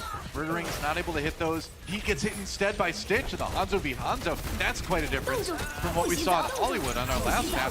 Here comes a Blizzard now from Vancouver Titans. They can just park it right on top of the payload. Immortality field there. It was a nice sleep dart onto Bumper too, as the Blizzard comes in for Prophet. So maybe they can push through this if you're London right now, but I don't know. Nano boost on the Prophet. He gets frozen and gets taken out. That amplification matrix got London nothing. And this is a disaster again for the London Spitfire. Under 10 seconds to go. One last push. At least they don't need to worry about the Immortality field. Dragon Strike comes through. That was a good ult. That got them the kill on the Twilight. Maybe with the 6v5, they can push through this. Well, now they got to push through the entire map in overtime, Pella. So this is potentially a meaningless victory for the Spitfire, but at least they're still alive. Hey, it's a start. The payload's moving. What more can you ask from London right now? But keeping it going as long as the Titans did just sounds insane. But it's stuff like that. All right, late kill on Hoxall.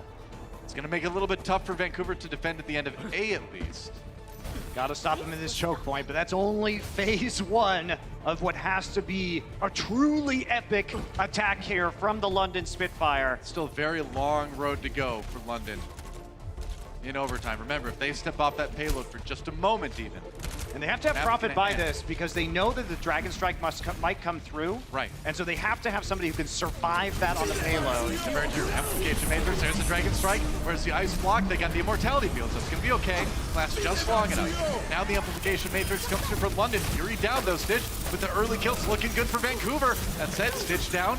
A trade comes in, but here's the Blizzard. Hoxall frozen by the Blizzard before he gets his up again. Janu and Slime down in London, able to take the lead in this fight. Crucial to freeze Hoxall before he had a chance to use his Blizzard, and they're gonna get A at least. They're gonna get A at least, and you can see how they're playing this around what the Titans have. Okay, they know they have the Dragon Strike, so Prophet needs to be on the card, and they have to be within line of sight for Immortality Field, just in case that goes wrong, right? You have 2 fail-safe mechanisms to keep you onto the payload. Prophet remaining here on the payload one more time. Titans, plenty of ultimates though, and critically they have another Blizzard. Yep. So that's why Prophet's here. He's the one who can weather the storm on the payload itself.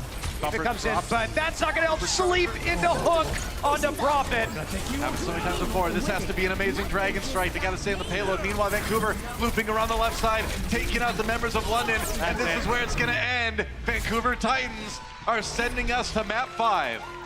Really good push, obviously, by the Titans. Coming up clutch, London can't ride it out in overtime. And now we go to Ilios, and Spitfire fans should be greeting that with as much dread as if I said it was Oasis last year. Sign made me think, is this real life or is this just fantasy? I don't know which it is, but it's fun. Map 5 when we come back.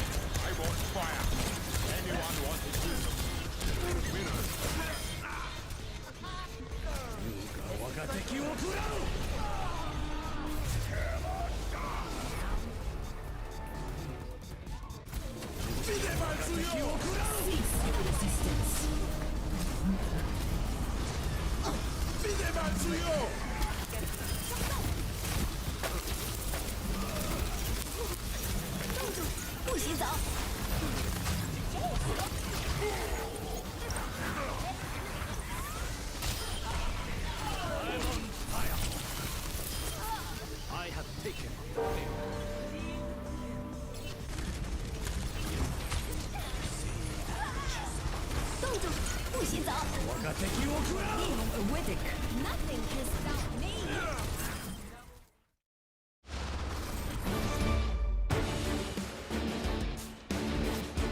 Welcome back, guys. This one is going the distance. We are all tied up 2-2 between the London Spitfire and the Vancouver Titans.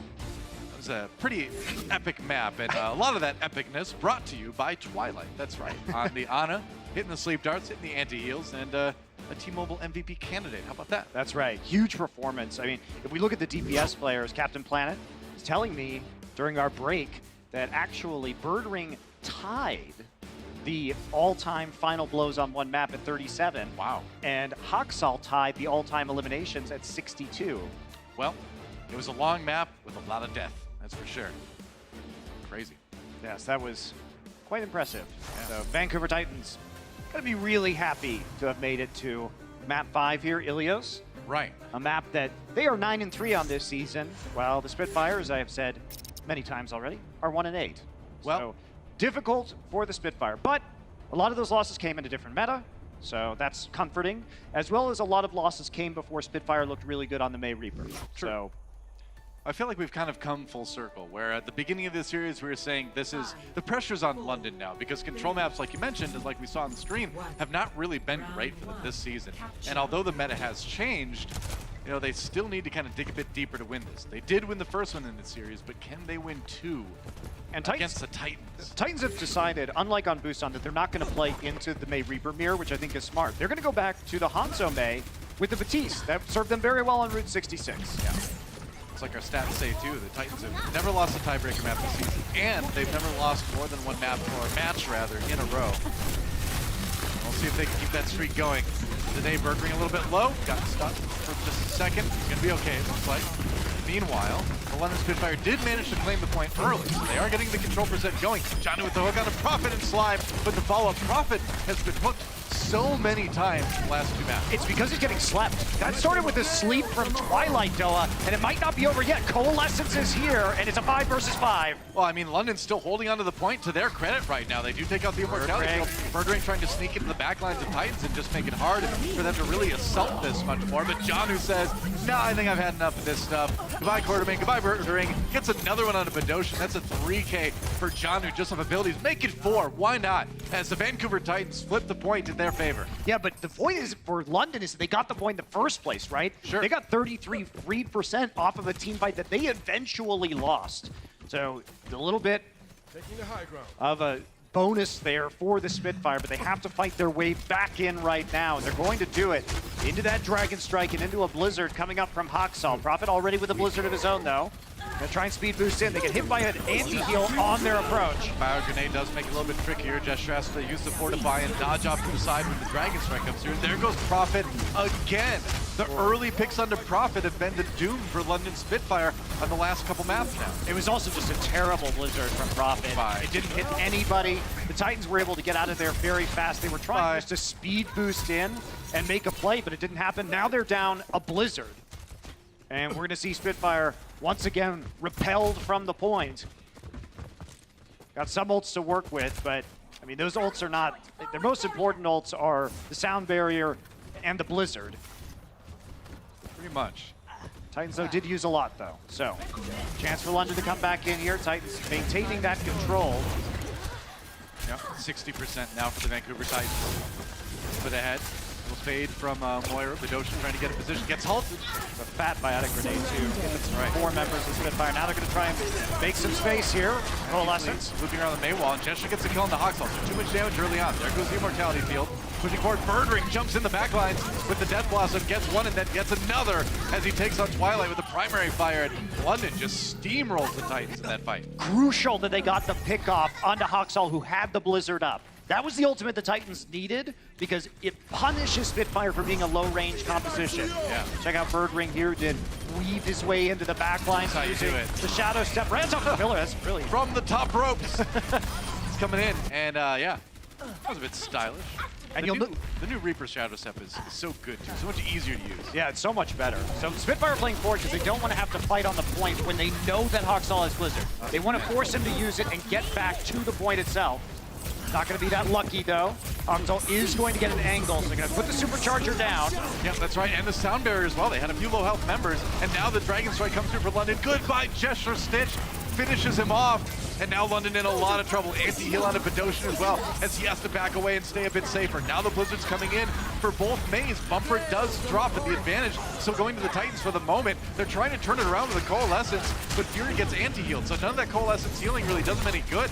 Gesture with a quick swap over onto the Wrecking Ball as well. As London is getting close to 90%, they would love to close it out with a fight right here, but it looks like the Titans might be able to flip it.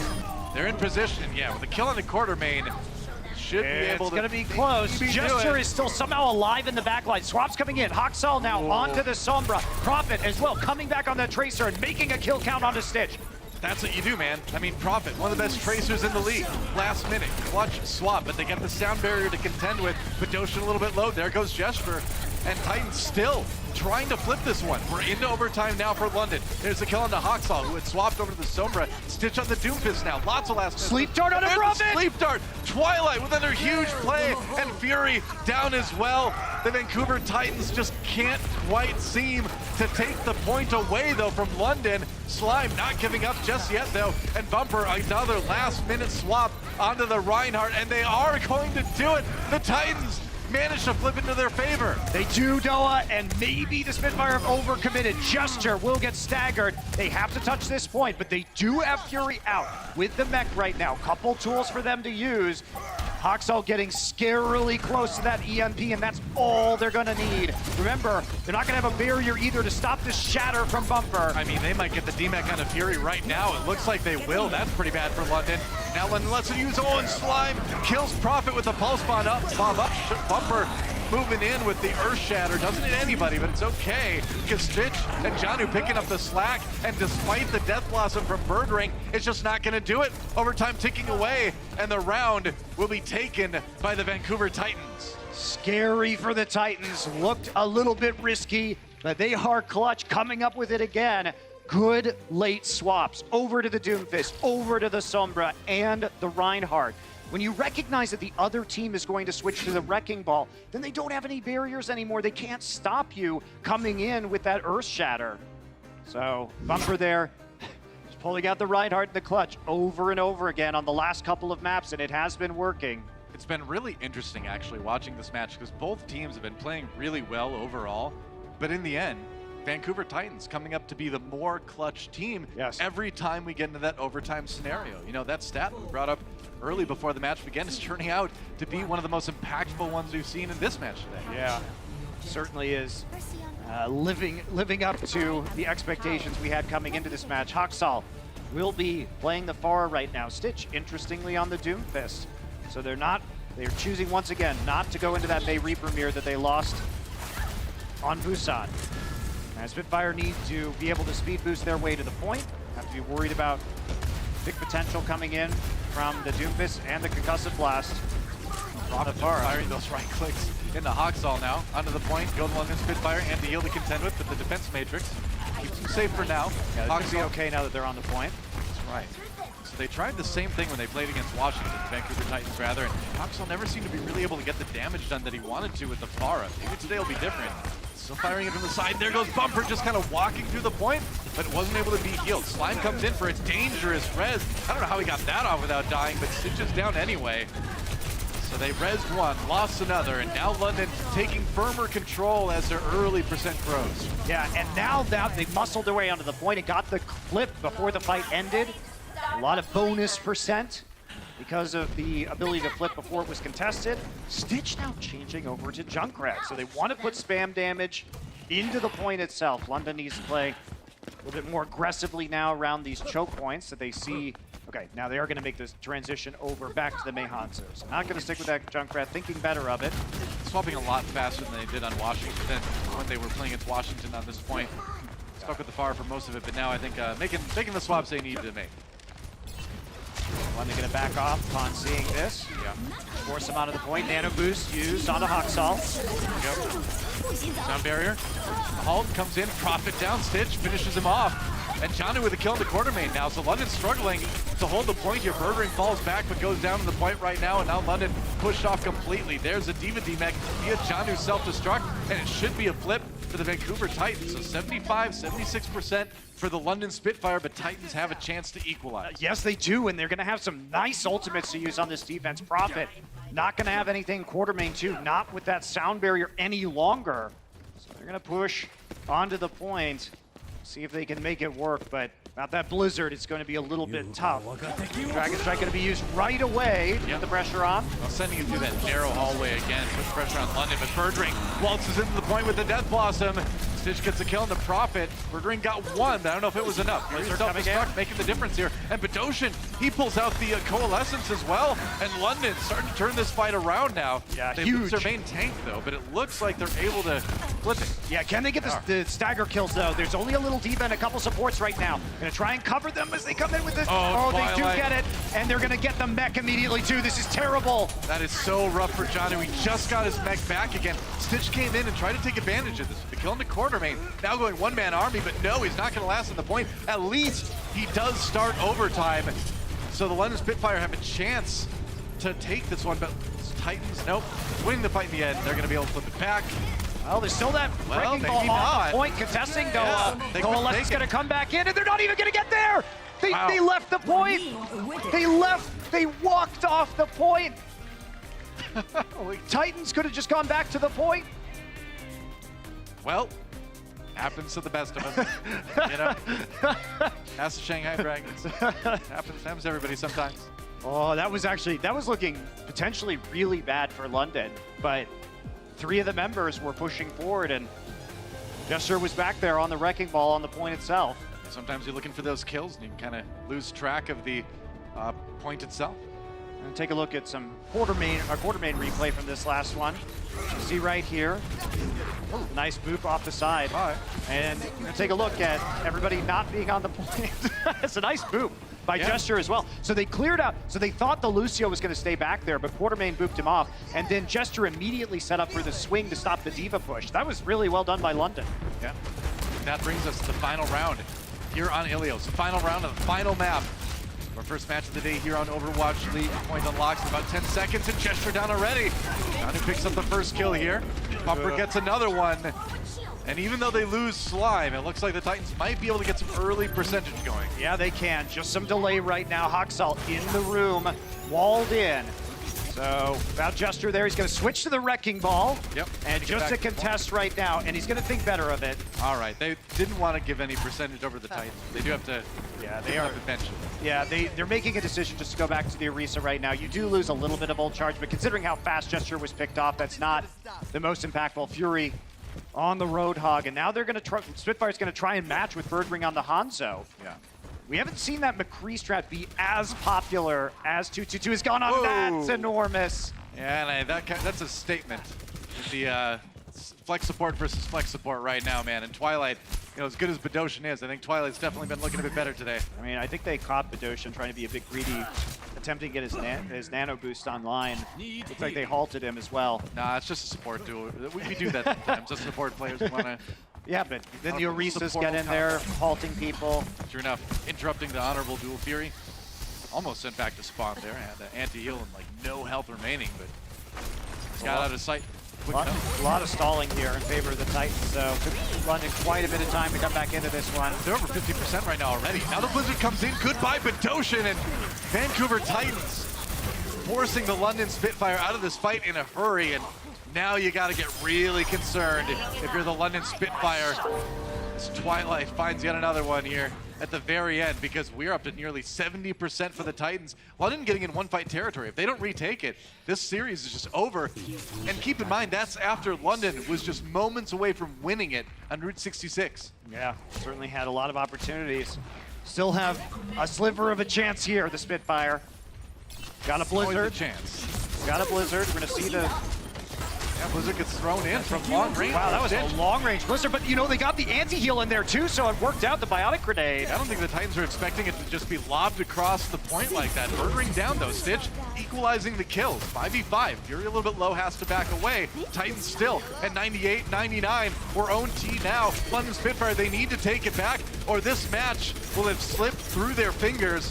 Janu with the whole hog, he has the ability to just push people off if he wants to.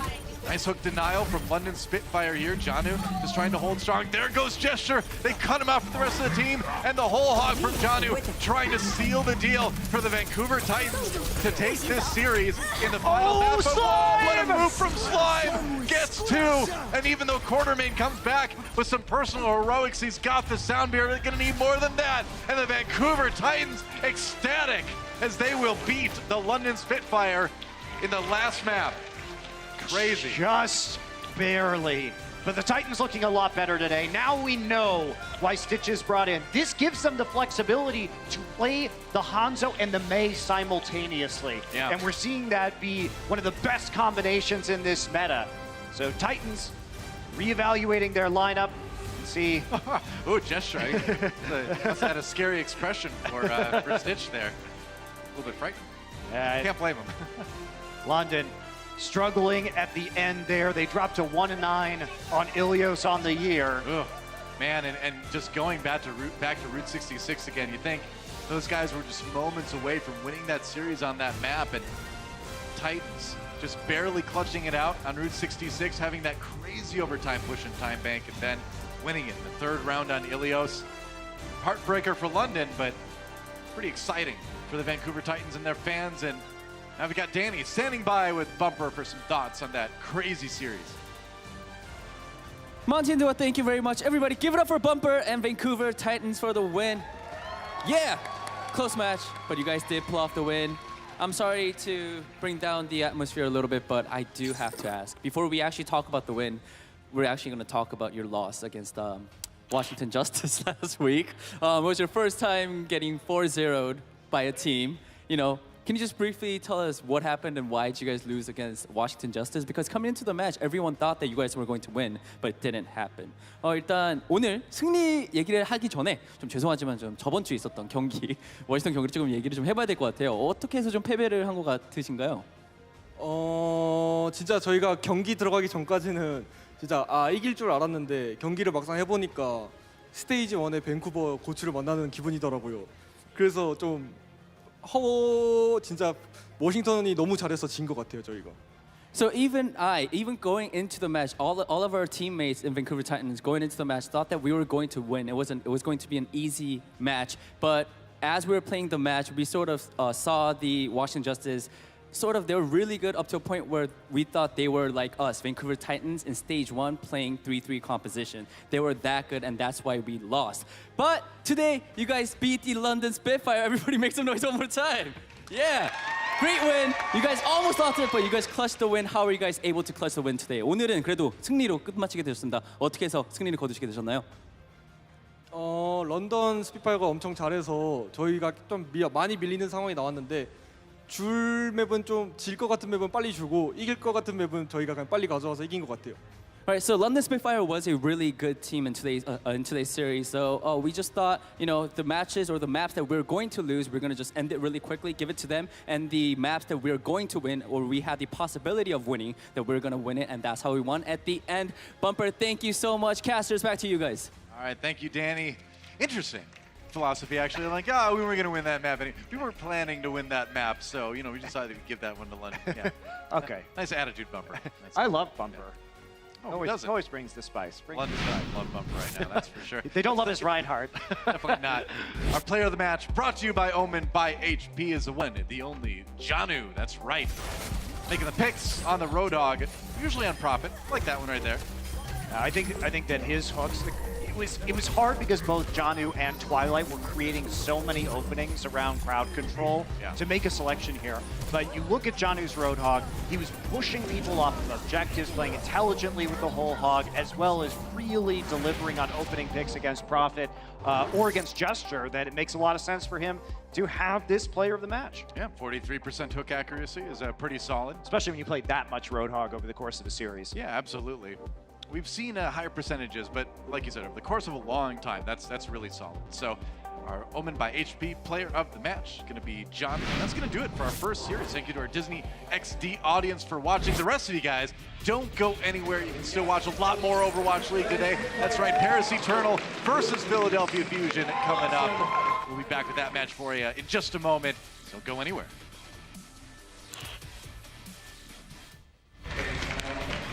All came back to that.